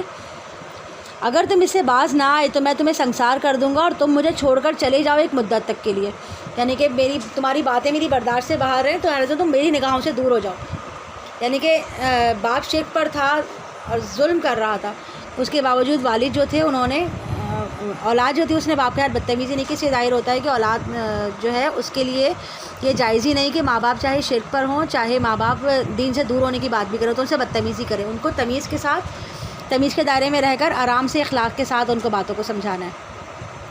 قال سلام علیک ساستغفر لک ربی انہ کان بی حفیہ، ابراہیم علیہ السلام نے کہا آپ پر سلام، میں اپنے رب سے آپ کے لیے استغفار کرتا رہوں گا اور وہ مجھ پر بڑا مہربان ہے، یعنی انہوں نے اپنے باپ کے اتنے سخت جواب میں بھی انتہائی ادب کے ساتھ اپنے باپ کو جواب دیا اور ان کے لیے اپنے اللہ سے دعا کرنے کا بھی ارادہ کیا۔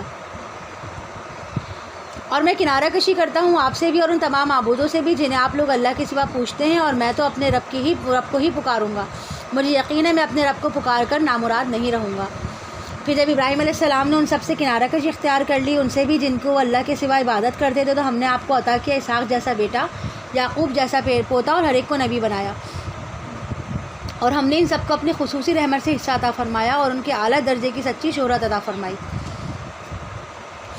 اور کتاب میں تذکرہ کیجیے موسیٰ علیہ السلام کا، یقیناً وہ تھے خاص کیے گئے اور وہ تھے رسول نبی، یعنی کہ ہم نے انہیں اپنا خاص بنا لیا تھا، اور ہم نے انہیں پکارا طور کی دائیں جانب سے اور انہیں اپنے قریب کیا سرگوشی کے لیے، اور ہم نے انہیں عطا کیا اپنی رحمت سے ان کے بھائی ہارون کو نبی بنا کر، یعنی کہ موسیٰ علیہ السلام نے اپنے بھائی ہارون کے لیے درخواست کی تھی کہ انہیں بھی میرے ساتھ بھیجا جائے، اللہ نے اپنی رحمت سے ان کی درخواست قبول کر لی اور ہارون علیہ السلام کو بھی مقام نبوت عطا فرمایا، اور اس کی تفصیل آگے انشاءاللہ سورۃ طٰہٰ میں آئے گی۔ اور تذکرہ کیجیے اس کتاب میں اسماعیل علیہ السلام کا، یقیناً وہ وعدے کے سچے تھے اور وہ بھی رسول نبی تھے، یعنی کہ وعدے کے سچے سے مراد یہ ہے کہ ابراہیم علیہ السلام جو تھے تو انہوں نے کہا تھا کہ صافات میں اس کی آیت ہے کہ ابا جان آپ کر گزریے جو آپ کو حکم ہوا ہے، یعنی کہ اسماعیل علیہ السلام نے کہا تھا نا جب ان کو اللہ تعالیٰ نے حکم دیا تھا کہ اپنے بیٹے کو ذبح کر دو، تو انہوں نے اسماعیل علیہ السلام سے اپنے خواب کا ذکر کیا کہ میں نے ایسا ایسا خواب دیکھا ہے، تو انہوں نے کہا کہ ابا جان جو آپ کو اللہ نے حکم دیا آپ اس کو کر گزریے، مجھے انشاءاللہ صابرین میں پائیں گے، یعنی کہ میں ایسا نہیں کروں گا کہ اللہ تعالیٰ نے جو کہا ہے میں اس پہ صبر نہ کروں، میں اس پہ صبر کروں گا اور آخر وقت تک اپنے وعدے کو نبھانے کی کوشش کروں گا۔ وکان رسول النبیہ، اور وہ بھی رسول نبی تھے، اور وہ حکم دیتے تھے اپنے گھر والوں کو نماز اور زکوٰۃ کا، اور وہ اپنے رب کے نزدیکی پسندیدہ بندے تھے۔ اور تذکرہ کیجیے کتاب میں ادریس علیہ السلام کا بھی، یقیناً وہ صدیق نبی تھے یعنی سچے نبی تھے، اور ہم نے انہیں بلند مقام پر اٹھایا۔ یہ ہیں وہ لوگ جن پر انعام فرمایا اللہ نے انبیاء میں سے، اولاد آدم میں سے اور ان لوگوں کی نسل میں سے جنہیں سوار کرایا ہم نے کشتی نوح کے ساتھ، اور ابراہیم اور یعقوب کی نسل میں سے اور ان میں سے جنہیں ہم نے ہدایت دی اور جنہیں ہم نے چن لیا۔ جب تلاوت کی جاتی ہے ان پر رحمان کی آیات تو وہ گر پڑتے ہیں اللہ کی جناب میں سجدہ کرتے ہوئے اور روتے ہوئے، پھر جانشین ہوئے ان کے بعد ناخلف لوگ، انہوں نے نماز کو ضائع کر دیا اور خواہشات کی پیروی کی، تو عنقریب وہ ملیں گے گمراہی سے، سوائے ان کے جنہوں نے توبہ کی اور وہ ایمان لائے، انہوں نے نیک اعمال کیے، تو وہی لوگ جنت میں داخل ہوں گے اور ان پر قطعاً کوئی ظلم نہ کیا جائے گا۔ انہیں ملیں گے عیش و دوام کے باغات جن کا وعدہ کیا رحمان نے اپنے بندوں سے غیب میں، یقیناً اس کا وعدہ تو پورا ہونے والا ہے۔ وہ نہیں سنیں گے اس میں کوئی لغو بات مگر صرف سلام، اور ان کے لیے اس میں رزق ہوگا صبح و شام. یہ ہے وہ جنت جس کا ہم وارث بنائیں گے اپنے بندوں میں سے ان کو جو متقی ہوں گے. اور اے نبی صلی اللہ علیہ وسلم ہم فرشتے نازل نہیں ہوتے مگر آپ کے رب کے حکم سے. اسی کے اختیار میں ہے جو ہمارے آگے ہے اور جو ہمارے پیچھے ہے اور جو کچھ کے درمیان ہے.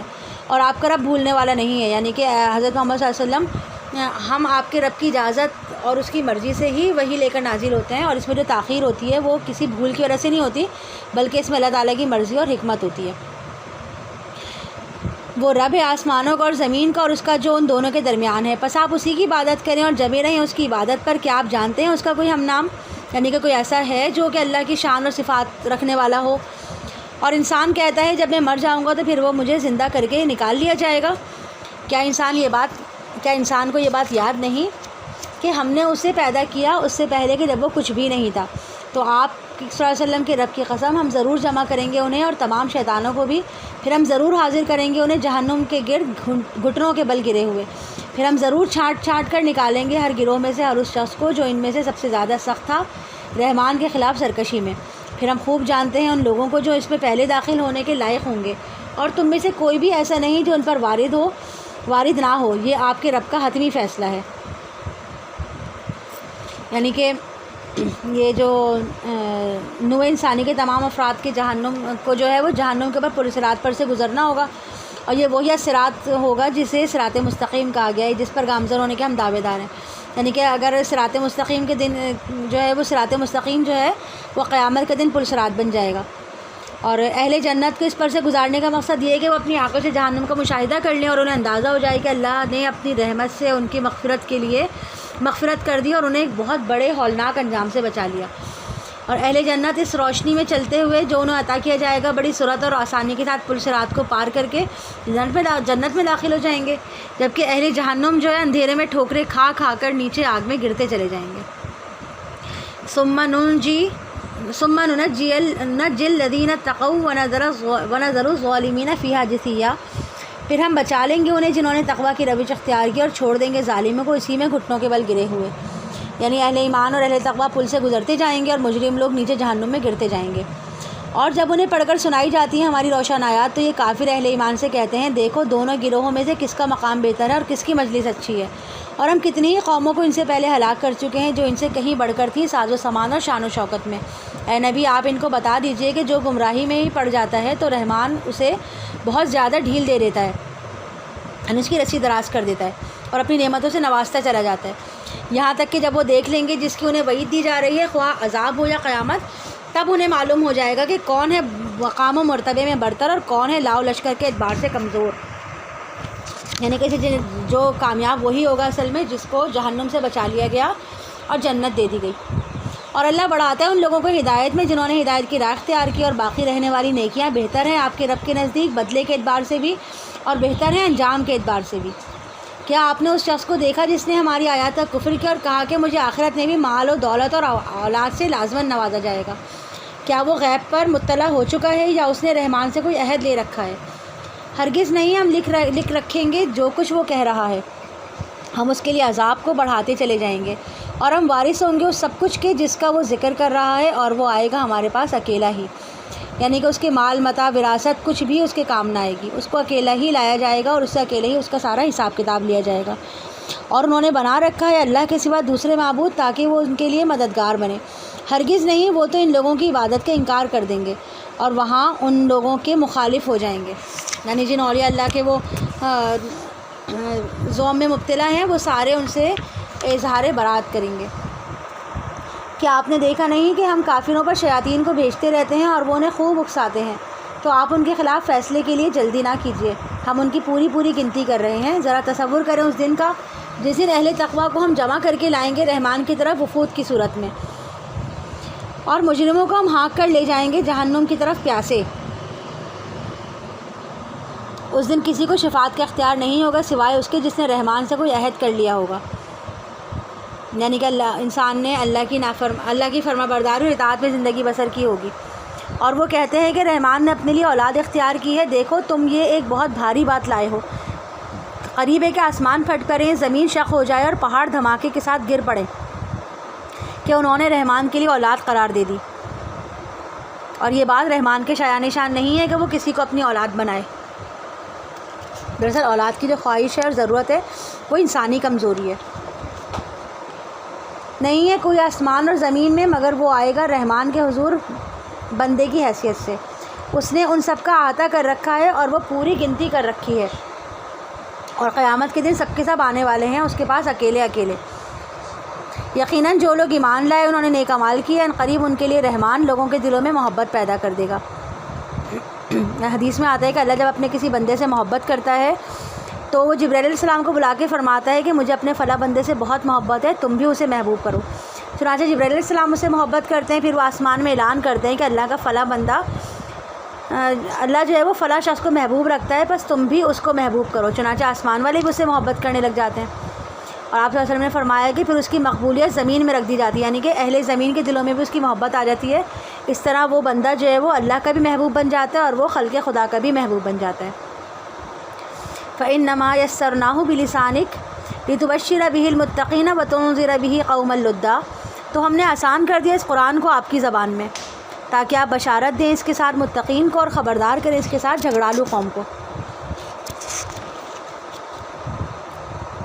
اور ان سے پہلے ہم نے کتنی ہی قوموں کو ہلاک کر دیا. کیا آپ محسوس کرتے ہیں ان میں سے کسی کو بھی آپ سنتے ہیں ان کی کوئی بھنک بھی؟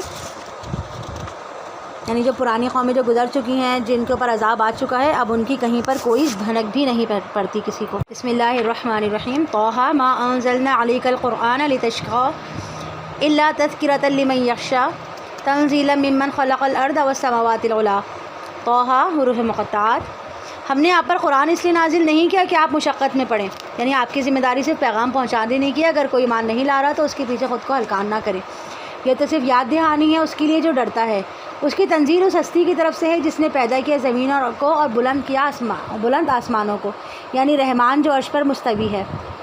اسی کا ہے جو کچھ آسمانوں میں ہے اور جو کچھ زمین میں ہے، جو کچھ ان دونوں کے درمیان ہے اور جو کچھ زمین کے سب سے نچلے طبقے میں ہے. سب کچھ اللہ کی ملکیت ہے. اور اگر تم بلند آواز میں بات کرو، یعنی تیز آواز میں اللہ کو پکارو یا آہستہ رکھو، اس کو کوئی فرق نہیں پڑتا. وہ تو یقیناً جانتا ہے چھپی بات کو بھی اور ظاہر بات، نہایت مخفی بات کو، یعنی کہ ایسی بات جو ہلکی سی چھپی ہو اور ایسی بات جو انتہائی چھپی ہوئی ہو. وہ اللہ ہے، اس کے سوا کوئی معبود نہیں، اسی کے ہیں تمام اچھے نام. اور کیا آپ تک پہنچی ہے موسیٰ علیہ السلام کی خبر جب اس نے ایک آگ دیکھی؟ یعنی موسیٰ علیہ السلام کا واقعہ جب موسیٰ علیہ السلام اپنی اہلیہ کے ساتھ مدین سے مصر کی طرف واپس آ رہے تھے. رات اندھیری تھی، سردی کا موسم تھا اور راستے میں آپ کے پاس کوئی یقینی معلومات بھی نہیں تھی کہ یہ راستہ کس طرف جائے گا. تو ایسے میں آپ کو ایک آگ نظر آئی تو یقیناً آپ بہت خوش ہوئے ہوں گے. تو اس نے اپنے گھر والوں سے کہا کہ آپ ذرا یہاں ٹھہریے، مجھے آگ نظر آئی ہے تاکہ میں لے آؤں تمہارے لیے اس میں کوئی انگارہ، یا میں پاؤں اس آگ کی جگہ سے کوئی رہنمائی. ممکن ہے وہاں کوئی چنگاری مل جائے جس کی وجہ سے ہم آگ جلا کر ہاتھ تاپ لیں، یا کوئی راستے کی رہنمائی مل جائے. پھر جب وہ آیا اس آگ کے پاس تو پکارا گیا، اے موسیٰ، میں ہوں تمہارا پروردگار. چنانچہ آپ اپنی جوتیاں اتار دو کیونکہ اس وقت تم مقدس وادی طوا میں ہو اور میں نے تم کو چن لیا ہے. تو اب ذرا توجہ سے سنو جو وہی تم پر کی جا رہی ہے. یقیناً میں ہی اللہ ہوں، کوئی اور معبود نہیں میرے سوا. بس تم میری ہی عبادت کرو، نماز قائم کرو میری یاد کے لیے. اور یہ بات بھی یاد رکھو کہ بے شک قیامت آ کر رہے گی، میں اسے مخفی ہی رکھوں گا تاکہ بدلہ دیا جائے ہر جان کو جو اس نے کوشش کی ہو. تو دیکھنا کہیں تمہیں اس سے روگردان نہ کرے کوئی ایسا شخص جو اس پر ایمان نہیں رکھتا اور جو اپنی خواہشات کی پیروی کرتا ہے.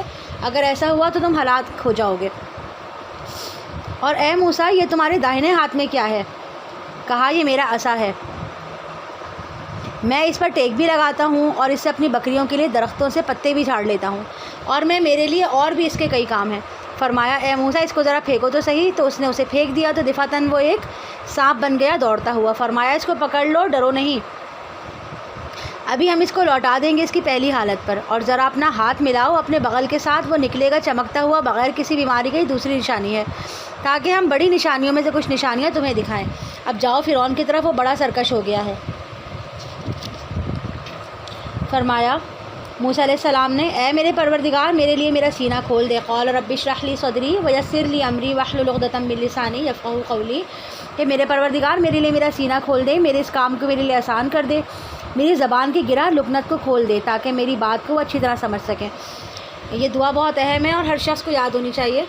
اور موسیٰ علیہ السلام نے جب یہ دعا کی تو انہوں نے ایک عظیم الشان مشن جو اللہ نے ان کے حوالے کیا تھا، تو انہوں نے کہا کہ مجھے اس دعا کے ساتھ کہا کہ اپنی خصوصی مدد اللہ میرے لیے شامل کر دے اور اس کے لیے میرا سینہ کھول دے. اور ان کی زبان میں لکنت تھی, وہ اخلاق کے تو بولتے تھے جس کی وجہ سے لوگ ان کی بات نہیں سمجھ پاتے تھے. تو اس لیے دعا کی کہ میری زبان کی گرہ کھول دے تاکہ لوگ میری بات آسانی سے سمجھ سکیں, اور میرے لیے ایک وزیر بھی بنا دے میرے خاندان میں سے, یعنی کہ میرا ساتھی بنا دے جو میری بوجھ اٹھانے والا ہو, میری مدد کرنے والا اور میرا سہارا بننے والا ہو, میرے بھائی ہارون کو. اس کے ذریعے سے میری کمر کو مضبوط کر دے اور اسے میرے اس کام میں شریک بنا دے تاکہ ہم تسبیح کریں تیری کثرت کے ساتھ اور تیرا ذکر کریں کثرت کے ساتھ. یقیناً تو ہمیں دیکھ رہا ہے. فرمایا اے موسیٰ تمہیں عطا کر دیا گیا جو تم نے طلب کیا, اور ہم تو تم پر احسان کر چکے ہیں ایک مرتبہ پہلے بھی, جب ہم نے تمہاری والدہ کی طرف وحی کی تھی جو اب تمہیں وحی کی جا رہی ہے. یعنی کہ وحی کے ذریعے حضرت موسیٰ علیہ السلام کو بتایا جا رہا ہے کہ آپ کی والدہ کو اس وقت ہم نے وحی کی تھی. حضرت موسیٰ علیہ السلام کی پیدائش کے زمانے میں بھی فرعون کا حکم تھا کہ بنی اسرائیل کے یہاں اگر کوئی بیٹا پیدا ہو تو اسے قتل کر دیا جائے, صرف بیٹیوں کو زندہ رکھا جائے. تو اللہ نے موسیٰ علیہ السلام کی والدہ کو وحی یا الہام کے ذریعے ان کے نومولود بچے کے بارے میں ہدایت کی تھی. اور ہدایت کیا کی تھی کہ اس کو ایک صندوق میں بند کر دو, پھر اسے دریا میں ڈال دو. چنانچہ دریا اسے ساحل پر لے جائے گا, وہاں سے اس کو دریا اسے ساحل پر ڈال دے گا, وہاں سے اس کو اٹھا کر لے جائے گا جو میرا بھی دشمن ہے اور اس بچے کا بھی دشمن ہے. موسیٰ علیہ السلام کی والدہ کی طرف جو وحی کی گئی تھی اس کی مزید تفصیلات یہاں نہیں بیان ہوئی ہیں, مگر اس کے بارے میں بتایا جاتا ہے کہ موسیٰ علیہ السلام کی والدہ نے آپ کو صندوق میں بند کر کے دریا میں ڈال دیا. آپ کی بڑی بہن اپنی والدہ کی ہدایت کے مطابق صندوق پر نظر رکھ کے ساحل کے ساتھ چلتی رہی. صندوق جو ہے وہ شاہی محل میں پہنچنے کی خبر بھی بچی کے ذریعے والدہ کو مل گئی. ادھر فرعون بچے کو قتل کرنے پہ تلا ہوا تھا. اس کی بیوی آسیہ جو ایک نیک خاتون تھی, اس نے سمجھایا کہ ہمارے یہاں تو اولاد نہیں ہے, یہ بچہ میری اور آپ کی آنکھوں کی ٹھنڈک ثابت ہوگا, ہم اسے اپنا بیٹا بنا لیں گے, چنانچہ آپ اسے قتل نہ کریں. ادھر اللہ نے موسیٰ علیہ السلام پر اپنی محبت کا پرتو ڈال کر آپ کے چہرے کو انتہائی پرکشش خوبصورت بنا دیا, اور اتنی خوبصورت شکل تھی کہ آپ کو جو دیکھتا تھا وہ آپ کا گرویدہ ہو جاتا تھا. اور اے موسیٰ علیہ السلام میں نے تم پر اپنی محبت کا پرتو ڈال دیا تاکہ تم کو پالا جائے میری آنکھوں کے سامنے. اللہ تعالیٰ نے اپنی محبت ان کے اوپر ڈال دی, ان میں کشش پیدا کر دی کہ وہ دشمن بھی ان کے گرویدہ ہو گئے, اور اس کی وجہ سے ان کا جو پرورش کا انتظام تھا وہ شاہی محل میں کیا گیا. اس تمشی اختک, جب تمہاری بہن چلتی جا رہی تھی اور وہ چلتے چلتے فرعون کے محل تک پہنچ گئی جہاں بچے کو فوری طور پر دودھ پلانے کے انتظام کیے جا رہے تھے. اللہ نے حضرت موسیٰ علیہ السلام کو کسی بھی عورت کا دودھ پینے سے منع کر دیا تھا وحی کے ذریعے. جب بہت سی عورتیں بلائی گئیں وہ سب کے سب آپ کو دودھ پلانے میں ناکام رہی, تو جو آپ کی بہن تھی وہ سب کچھ دیکھ رہی تھی, بول پڑی. تو اس نے کہا کیا میں تمہیں بتاؤں اس خاندان کے بارے میں جو اس کی کفالت کرے. یعنی کہ آپ کی بہن نے اپنی ہی والدہ کے بارے میں ان لوگوں کو مشورہ دیا. چنانچہ جب آپ کی والدہ کو بلایا گیا تو آپ علیہ السلام نے ان کا دودھ فوراً پی لیا. تو یوں ہم نے لوٹا دیا تمہیں تمہاری والدہ کی طرف تاکہ اس کی آنکھیں ٹھنڈی رہیں, وہ غم نہ کھائے. یعنی کہ ان کی مامدہ کو تسلی بھی مل گئی کہ انہوں نے اس کو اپنی اولاد کو دودھ پلایا اور انہوں نے اس کی پرورش کی. اور پھر تم نے اس ایک شخص کو قتل کر دیا, ان کے ہاتھوں جو ہے جوان ہونے کے بعد ایک مصر کا ایک قبطی تھا وہ قتل ہو گیا. تو ہم نے تم کو اس غم سے نجات بھی دلائی, پھر ہم نے تمہیں مزید بہت سی آزمائشوں سے گزارا. پھر تم کئی سال اہل مدین میں رہے, پھر تم یہاں آ گئے ایک طے شدہ فیصلے کے مطابق. اے موسیٰ یعنی کہ یہ سارا معاملہ جو ہوا ہے سب کے اللہ نے پہلے سے منصوبہ بندی کر رکھی تھی. وَاسْطَنَعْتُكَ لِنَفْسِي, اور میں نے تم کو بنایا ہے خاص اپنے لیے. جاؤ تم اور تمہارا بھائی میری ان نشانیوں کے ساتھ اور میرے ذکر سے سستی نہ کرنا. جاؤ تم دونوں فرعون کے پاس, یقیناً وہ بہت سرکش ہو گیا ہے, تو دیکھو اس کے ساتھ نرم انداز میں بات کرنا, شاید کہ وہ اس طرح سوچے یا ڈرے. انہوں نے عرض کیا اے ہمارے پروردگار, ہمیشہ ہمیں اندیشہ ہے کہ وہ اچانک ہمارے اوپر بھڑک اٹھے گا یا زیادتی کرے گا. فرمایا ڈرو نہیں, یقیناً تم دونوں کے ساتھ میں ہوں, میں ہر بات سنتا اور دیکھتا رہتا ہوں. بس تم دونوں جاؤ اس فرعون کے پاس, اس سے کہو کہ بلا شبہ ہم دونوں رسول ہیں تیرے رب کی جانب سے, پس ہمارے ساتھ بھیج دے بنی اسرائیل کو اور انہیں عذاب میں مبتلا مت رکھ. یقیناً ہم آئے ہیں ایک نشانی لے کر تیرے رب کی طرف سے, اور سلامتی ان پر ہے جو ہدایت کا اتباع کریں. ہماری طرف یہ وحی کی جا چکی ہے, اس پر عذاب آئے گا جس نے جھٹلایا اور منہ پھیر لیا. فرعون نے کہا اے موسیٰ تم دونوں کا رب ہے کون؟ موسیٰ علیہ السلام نے کہا ہمارا رب وہ ہے جس نے ہر شے کو اس کی خلقت عطا کی پھر ہدایت دی. فرعون نے کہا تو پھر پہلی نسلوں کا کیا حال ہوگا؟ موسیٰ علیہ السلام نے کہا ان کا علم میرے رب کے پاس ایک کتاب کے اندر ہے. میرا رب نہ تو بھٹکتا ہے نہ ہی بھولتا ہے. وہی جس نے زمین کو تمہارے لیے بچھونا بنایا اور میں اس میں تمہارے چلنے کے لیے راستے بنائے, اور آسمان سے پانی نازل کیا, پھر ہم نے اس پانی سے نکالے طرح طرح کے نباتات. کھاؤ تم خود بھی اور چراؤ اپنے مویشیوں کو بھی, یقیناً اس میں نشانیاں ہیں عقل مندوں کے لیے. اسی زمین سے ہم نے تمہیں پیدا کیا ہے, اسی میں ہم تمہیں لوٹائیں گے, اور اسی میں سے ہم تمہیں ایک مرتبہ پھر نکالیں گے. اور ہم نے اس فرعون کو دکھا دی اپنی ساری نشانیاں، پھر بھی اس نے جھٹلایا اور انکار کیا۔ اس نے کہا اے موسیٰ، کیا تم ہمارے پاس اس لیے آئے ہو تاکہ اپنے جادو کے بل پر ہمیں ہماری سرزمین سے باہر نکال دو؟ تو ہم بھی ضرور لائیں گے تمہارے مقابلے میں ایسا جادو، تو معین کر لو ہمارے اور اپنے درمیان وعدے کا ایک مقرر وقت، نہ ہم اس کی خلاف ورزی کریں گے نہ تم کرنا۔ یہ مقابلہ ہوگا ایک کھلے میدان میں۔ موسیٰ علیہ السلام نے کہا تمہارے وعدے کا دن ہوگا جشن کا دن، اور یہ لوگ جمع کر لیے جائیں گے دن چڑھے، یعنی دوپہر کے وقت، عید کی نماز کے موقع پر۔ یہ عید کا موقع ہوگا اور عید کے موقع پہ دھوپ نکل رہی ہوگی تو اس وقت لوگوں کو جمع کر لیا جائے گا۔ تو اب فرعون نے رخ پھیرا، مقابلہ طے ہو گیا، چنانچہ اس نے اپنے سارے ہتھ کنڈے جمع کر لیے، پھر وہ مقابلے پر آ گئے۔ موسیٰ علیہ السلام نے انہیں خبردار کرتے ہوئے کہا تمہاری بدبختی، اللہ پر جھوٹ مت گڑو کہ وہ تمہیں غارت کر دے کسی عذاب کے ذریعے، اور یقیناً وہ ناکام ہوا جس کسی نے بھی اللہ پر افطرا کیا۔ تو وہ باہم جھگڑ پڑے اپنے اس معاملے میں، پھر لگے چپکے چپکے مشورہ کرنے۔ انہوں نے کہا یہ دونوں جادوگر ہی ہیں جو چاہتے ہیں کہ تمہیں تمہاری سرزمین سے نکال باہر کریں اپنے جادو کے زور سے، اور تمہاری مثالی تہذیب کو برباد کر دیں۔ چنانچہ تم جمع کرو اپنی ساری تدبیریں، پھر آؤ ان کے مقابلے میں صف باندھ کر، اور آج کامیاب وہی رہے گا جو غالب آئے گا۔ جادوگروں نے کہا اے موسیٰ، یا تو تم پہلے ڈالو یا پھر ہم ہی پہلے ڈالنے والے ہیں۔ موسیٰ علیہ السلام نے کہا بلکہ تم ہی ڈالو۔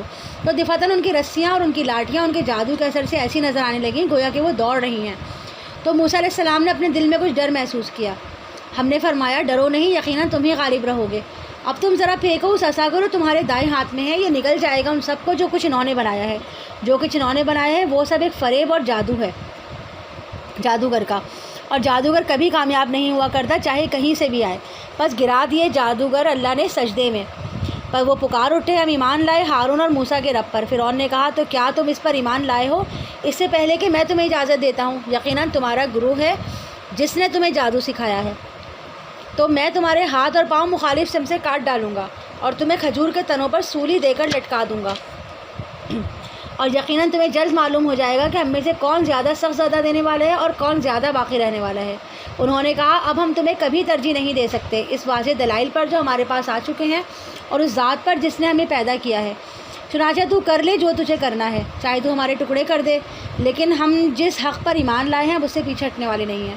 تو فیصلہ کر سکتا ہے اس دنیا کی زندگی کا۔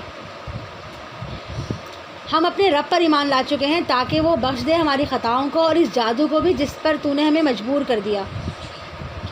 اللہ ہی بہتر ہے اور باقی رہنے والا ہے۔ یقیناً جو کوئی آئے گا اپنے رب کے پاس مجرم کی حیثیت سے تو اس کے لیے جہنم ہے، نہ وہ اس میں مرے گا نہ ہی جیے گا، اور جو کوئی آئے گا اپنے رب کے پاس مومن کی حیثیت سے اس کی حالت میں اور اس حالت میں کہ اس نے نیک اعمال بھی کیے ہوں، تو یہ لوگ اللہ تعالیٰ کے ہاں اعلیٰ درجات میں ہوں گے، رہنے کے ایسے باغات جن کے دامن میں نہریں بہتی ہوں گی اور وہ ان میں ہمیشہ رہیں گے۔ یہی بدلہ ہے اس کا جس نے اپنے آپ کو پاک کیا۔ اور ہم نے موسیٰ کو وحی کر دی تھی کہ میرے بندوں کو لے کر راتوں رات نکل جاؤ، بس ان کے لیے سمندر کے اندر ایک خشک راستہ بنا دیا، اس کیفیت میں کہ نہ پکڑے جانے کا خوف ہو نہ ڈوبنے کا اندیشہ۔ تو فرعون نے ان کا تعاقب کیا اپنے لشکر کے ساتھ، اور ڈھانپ لیا انہیں سمندر میں سے جس چیز نے بھی ڈھانپ لیا، یعنی موسیٰ علیہ السلام نے اللہ کے حکم سے سمندر پر عصا مارا، سمندر پھٹ گیا اور دونوں طرف کا پانی بڑی چٹانوں کی طرح کھڑا ہو گیا اور درمیان میں خشک راستہ بن گیا۔ موسیٰ علیہ السلام اس راستے سے اپنی قوم کو لے کے نکل گئے، لیکن جب فرعون اس راستے پہ اپنے لشکر کے ساتھ آیا تو دوبارہ سے دونوں طرف کا پانی مل گیا، اور اس طرح وہ سارے کے سارے جو تھے وہ سمندر میں غرق ہو گئے۔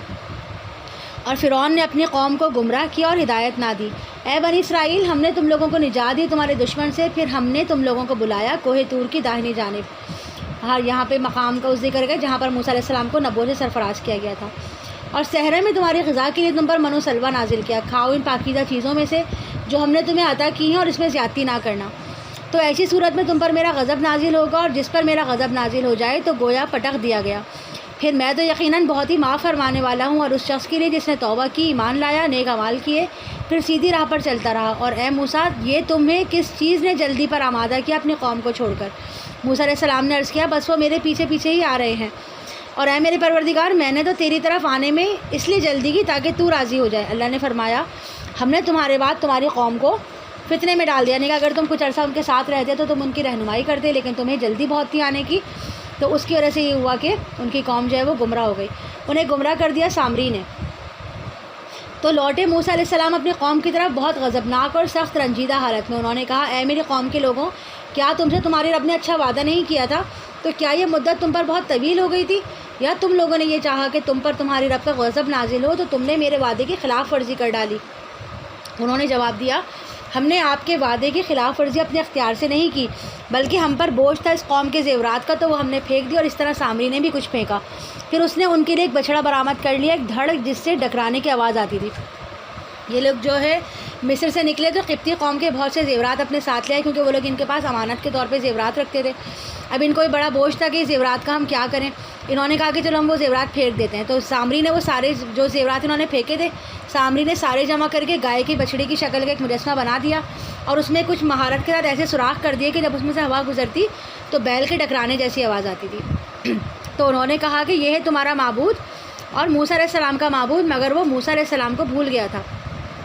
یعنی کہ اس نے کہا کہ یہ جو موسیٰ علیہ السلام غلطی ہو گئی تھی ان سے، انہوں نے وہ ملاقات کے لیے کوہ طور پہ چلے گئے، جبکہ ان کا اور ہمارا رب تو یہ بچڑا یہاں موجود ہے۔ تو کیا وہ نہیں دیکھتے تھے؟ تمہارا رب یہ بچڑا نہیں بلکہ رحمان ہے، چنانچہ تم لوگ میری پیروی کرو اور میری بات مانو۔ انہوں نے کہا ہم تو اسی پر اعتکاف کرتے رہیں گے یہاں تک کہ موسیٰ خود ہمارے پاس واپس آ جائیں۔ موسیٰ علیہ السلام نے کہا اے ہارون، آپ کو کس چیز نے روکا تھا جب آپ نے انہیں دیکھا کہ وہ گمراہ ہو گئے ہیں، کہ آپ نے میری پیروی نہیں کی یا پھر آپ نے نافرمانی کی میرے حکم کی؟ ہارون علیہ السلام نے کہا اے میری ماں کے بیٹے، آپ اس طرح میری داڑھی اور میرے سر کے بالوں کو مت کھینچیں، مجھے تو یہ اندیشہ تھا کہ آپ یہ نہ کہیں کہ تم نے بنی اسرائیل میں تفریق پیدا کر دی اور میری بات یاد نہ رکھی۔ موسیٰ علیہ السلام نے کہا اے سامری، تمہارا کیا معاملہ ہے؟ اس نے کہا میں نے ایک ایسی چیز دیکھی تھی جو انہوں نے نہیں دیکھی، تو میں نے لے لی ایک مٹی کی رسول صلی اللہ علیہ وسلم کے رسول کے نقشے پاس سے، تو وہ میں نے اس میں پھینک دی، اور اسی طرح میرے نفس نے یہ راستہ مجھے بتایا۔ رسول سے مراد یہاں پہ جبرائیل علیہ السلام ہے، اور جبرائیل علیہ السلام کہیں حضرت موسیٰ علیہ السلام کے پاس آئے تو سامری انہوں نے دیکھ لیا۔ تو جو روحانی نفسیاتی نوعیت اس مجاہدے میں تھی تو وہ اوروں کو نظر نہیں آتا تھا، لیکن اس کو وہ معاملات نظر آ گئے۔ زمین پہ جہاں بھی آپ کا قدم پڑا تھا وہاں سے اس نے مٹی اٹھا لی اور مٹی اٹھا کے بھٹی میں ڈال دی، اور جس میں اس نے وہ بچڑا تیار کیا تھا۔ تو اور کہہ رہا یہ تھا کہ حضرت جبرائیل علیہ السلام کے قدموں کی مٹی کی تاثیر سے اس بچڑے میں سے آوازیں آنے لگیں۔ موسیٰ علیہ السلام نے کہا دفع ہو جاؤ، تمہارے لیے زندگی میں یہی سزا ہے کہ تم کہتے رہو گے مجھے کوئی نہ چھوئے۔ یعنی کہ اس کے بعد یہ ہوا کہ سامری جو تھا اس بددعا کی وجہ سے ایسی بیماری میں مبتلا ہو گیا جو کہ چھوت کی بیماری تھی، جس کی وجہ سے وہ سخت بیماری میں بخار میں مبتلا ہو جاتا اور لوگوں سے قطع تعلق کر لیتا۔ اور تمہارے لیے ایک وعدہ ہے جس کی ہرگز خلاف ورزی نہیں کی جائے گی، اور دیکھو اپنے اس معبود کو جس کا تم اعتکاف کرتے رہے ہو، ہم اس کے ساتھ کیا معاملہ کرتے ہیں، ہم اسے جلا کر راکھ کر دیں گے، پھر اس کی راکھ کو سمندر میں بکھیر دیں گے۔ حقیقت میں تمہارا معبود صرف اللہ ہے جس کے سوا کوئی اور معبود نہیں ہے، اسے ہر چیز کا علم ہے۔ تو اے نبی صلی اللہ علیہ وسلم، اس طرح ہم سنا رہے ہیں آپ کو ان حالات کو جو اس زمانے میں گزر چکا ہے، اور ہم نے آپ کو خاص اپنے پاس سے ذکر عطا کیا ہے۔ جس کسی نے اس قرآن سے اعراض کیا تو وہ قیامت کے دن ایک بھاری بوجھ اٹھائے گا۔ یہ لوگ اس کیفیت میں ہمیشہ ہمیشہ رہیں گے، ان کے لیے بہت برا ہوگا قیامت کے دن کا وہ بوجھ، جس دن سور پھونکا جائے گا اور ہم مجرموں کو اس دن اکٹھا کریں گے اس حالت میں کہ ان کی آنکھیں نیلی پڑی ہوں گی۔ چپکے چپکے وہ ایک دوسرے سے کہہ رہے ہوں گے کہ تم نہیں رہے ہو دنیا میں مگر صرف 10 دن۔ ہم خوب جانتے ہیں ہاں جو کچھ وہ کہیں گے جب ان میں سے بہترین سمجھ بوجھ والا شخص کہے گا کہ تم نہیں رہے مگر زیادہ سے زیادہ 1 دن۔ اور اے نبی، یہ لوگ آپ سے پہاڑوں کے بارے میں سوال پوچھتے ہیں، آپ کہہ دیجئے میرا رب ان کو ریزہ ریزہ کر کے بکھیر دے گا اور چھوڑ دے گا اس زمین کو صاف چٹیل میدان بنا کر۔ آپ نہ تو اس میں کوئی ٹیڑھ دیکھ سکیں گے نہ ہی کوئی ٹیلا۔ جس دن پیچھے چل پڑیں گے سب لوگ ایک پکارنے والے کے، ممکن نہیں اس سے کچھ ٹیڑھ ہو سکے، اور تمام آوازیں رحمان کے سامنے پست ہو جائیں گی، چنانچہ تم نہیں سن سکو گے مگر ایک بھنبھناہٹ سی۔ اس دن کوئی شفاعت ہرگز مفید نہیں ہوگی مگر جس کے لیے رحمان اجازت دے اور اس کے لیے اس نے بات پسند کی ہو۔ وہ جانتا ہے جو کچھ اس کے سامنے ہے، جو کچھ اس کے پیچھے ہے، اور وہ احاطہ نہیں کر سکتے اس کے علم کا۔ سب کے چہرے جھکے ہوئے ہوں گے اس ہستی کے سامنے جو حی القیوم ہے، اور یقیناً خائب و خاسر ہوا وہ شخص جس نے ظلم کا بوجھ اٹھایا۔ جس کسی نے نیک اعمال کیے ہوں گے وہ مومن تو ہوگا، اور نہ اسے کوئی بے انصافی کا اندیشہ ہوگا نہ کسی زیادتی کا۔ اور اس طرح ہم نے نازل کیا ہے اس کلام کو عربی قرآن بنا کر، اور پھیر پھیر کر بیان کی ہم نے اس میں تمام وعیدیں، یعنی کہ آیات بار بار آ رہی ہیں جو پیچھے ہم پڑھ چکے ہیں اور آگے بھی آتی رہیں گی، شاید کہ وہ تقوی اختیار کرے، شاید وہ پیدا کرے ان کے دلوں میں کچھ یاد دہانی۔ تو بہت بلند بالا ہے اللہ، بادشاہی حقیقی۔ آپ جلدی نہ کیجیے اس قرآن کے ساتھ اس سے پہلے کہ آپ پر اس کی وحی مکمل ہو جائے۔ آپ یہ کہتے رہا کیجیے کہ قل ربی زدنی علما، کہ اے میرے رب میرے علم میں اضافہ فرما۔ اور ہم نے اس سے پہلے آدم علیہ السلام سے ایک عہد لیا تھا تو وہ بھول گیا، اور ہم نے اس میں ارادے کی پختگی نہیں پائی، یعنی کہ ان کے اندر سرکشی نہیں تھی انہوں نے جان بوجھ کے عہد کی خلاف ورزی نہیں کی تھی، لیکن وہ بھول گئے تھے، ان پر نسیان طاری ہو گئے تھے، جس کی وجہ سے وقتی طور پر اللہ کا عہد ان کو یاد نہیں رہا تھا۔ اور یاد کرو جب کہ ہم نے فرشتوں سے کہا کہ سجدہ کرو آدم کو، تو ان سب نے سجدہ کیا سوائے ابلیس کے، اس نے انکار کر دیا۔ ہم نے کہا اے آدم یہ تمہارا دشمن ہے، تمہارا بھی اور تمہاری بیوی کا بھی، دیکھو یہ تم دونوں کو کہیں جنت سے نکلوا نہ دے، پھر تم مشقت میں پڑ جاؤ، یقیناً اس میں تو تمہیں بھوک ستاتی ہے اور نہ عریانی کا خدشہ ہے، اور یہ کہ نہ تمہیں اسے پیاس پریشان کرتی ہے نہ دھوپ۔ تو وسوسہ ڈالا اس کے ذہن میں شیطان نے، اس نے کہا اے آدم کیا میں بتاؤں تجھے ہمیشہ رہنے والے درخت اور ایسی بادشاہی کے بارے میں جو کبھی پرانی نہ ہو، یعنی کہ جب ایک بار تم اس درخت کا پھل کھا لو گے تو تم کبھی بھی فنا نہیں ہوگے۔ تو ان دونوں نے کھا لیا اس میں سے، تو اس پر واضح ہو گئی ان کی شرمگاہیں، اور لگے وہ گھاٹنے اپنے اوپر جنت کے درخت کے پتوں کو، اور آدم علیہ السلام نے اپنے رب کی نافرمانی کی تو وہ بھٹک گیا، پھر اس کے رب نے اسے پسند کر لیا، اس کی توبہ قبول فرمائی، اسے ہدایت بخشی۔ اس کے بعد اللہ نے فرمایا تم سب کے سب اس جنت میں اتر جاؤ، اب تم ایک دوسرے کے دشمن ہوگے، تو جب بھی تمہارے پاس آئے میری طرف سے کوئی ہدایت، تو جس نے پیروی کی میری ہدایت کی تو نہ وہ بہکے گا نہ وہ ناکام ہوگا، اور جس نے میری آیات سے اعراض کیا تو یقیناً اس کے لیے ہوگی دنیا کی زندگی میں بہت تنگی والی، یعنی انسان دل کی راحت اور سکون سے محروم کر دیا جائے گا۔ یعنی کہ ایک ایسا شخص جو پیاس کا مریض ہوتا ہے نا، کہ وہ جتنا بھی پانی پی لے اس کی پیاس ختم نہیں ہوتی، بالکل اسی طرح ایسے شخص کی حوث کبھی ختم نہیں ہوگی، کروڑوں اربوں خربوں بھی حاصل کر لے گا لیکن اس کو چین اطمینان اس کو نہیں ملے گا۔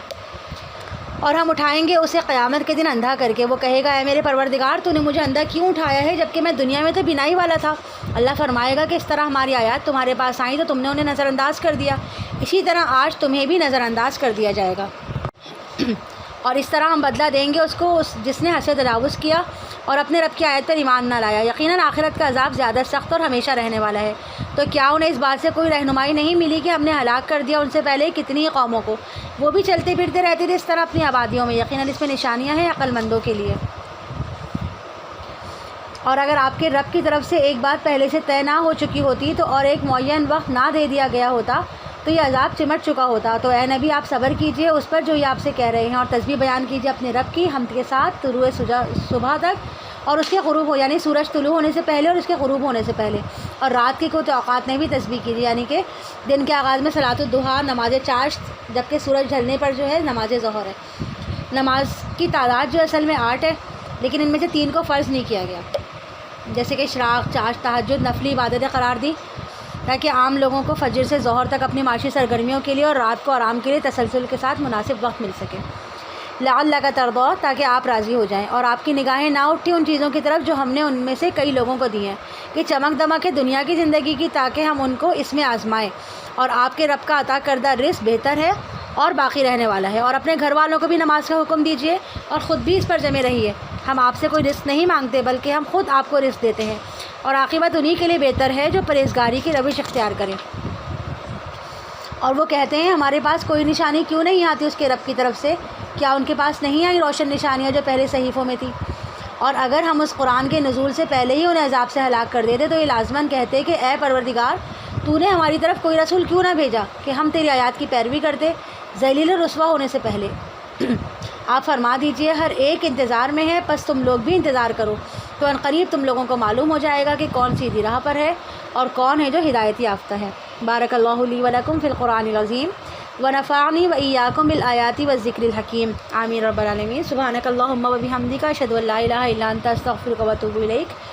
رب ارحمہما کما ربیانی صغیرا، ربنا ظلمنا انفسنا وان لم تغفر لنا وترحمنا لنکونن من الخاسرین، ربنا لا تزغ قلوبنا بعد اذ ہدیتنا وہب لنا من لدنک رحمہ انک انت الوہاب، یا مقلب القلوب ثبت قلبی علی دینک، یا مصرف القلوب صرف قلوبنا علی طاعتک، ربنا تقبل منا انک انت السمیع العلیم وتب علینا وتب علینا وتب علینا انک انت التواب الرحیم۔ اے اللہ ہمارے روزوں کی اور ہماری روزوں کو ہم نے جو ٹوٹی پھوٹی عبادتیں اب تک کے روزوں میں کی ہیں ان کو قبول فرما لے، اور اگر ہم سے کوئی غلطی ہو گئی ہو تو اسے معاف فرما دے، اور ہمیں توفیق عطا فرما کے ہم اس رمضان کا حق اچھی طرح ادا کر سکیں۔ اور اے اللہ رمضان کے جو حصہ گزرا ہے اس میں ہم سے جو بھی قصور ہوئے ہیں، جو بھی غلطیاں ہوئی ہیں انہیں معاف کر دے، اور جو حصہ رمضان کا بھی باقی ہے اس میں ہم پر برکت عطا فرما اور ہمیں عافیت کے ساتھ لیل القدر تک پہنچا دے۔ اور ہم سے جو غلطیاں ہوئی اس پر ہمارا محاسبہ نہ کرنا، ہماری پکڑ نہ کرنا، ہمارے حساب کتاب کو آسان کرنا. اللہم حاسبنی حسابا یسیرا. آمین رب العالمین. السلام علیکم ورحمۃ اللہ وبرکاتہ.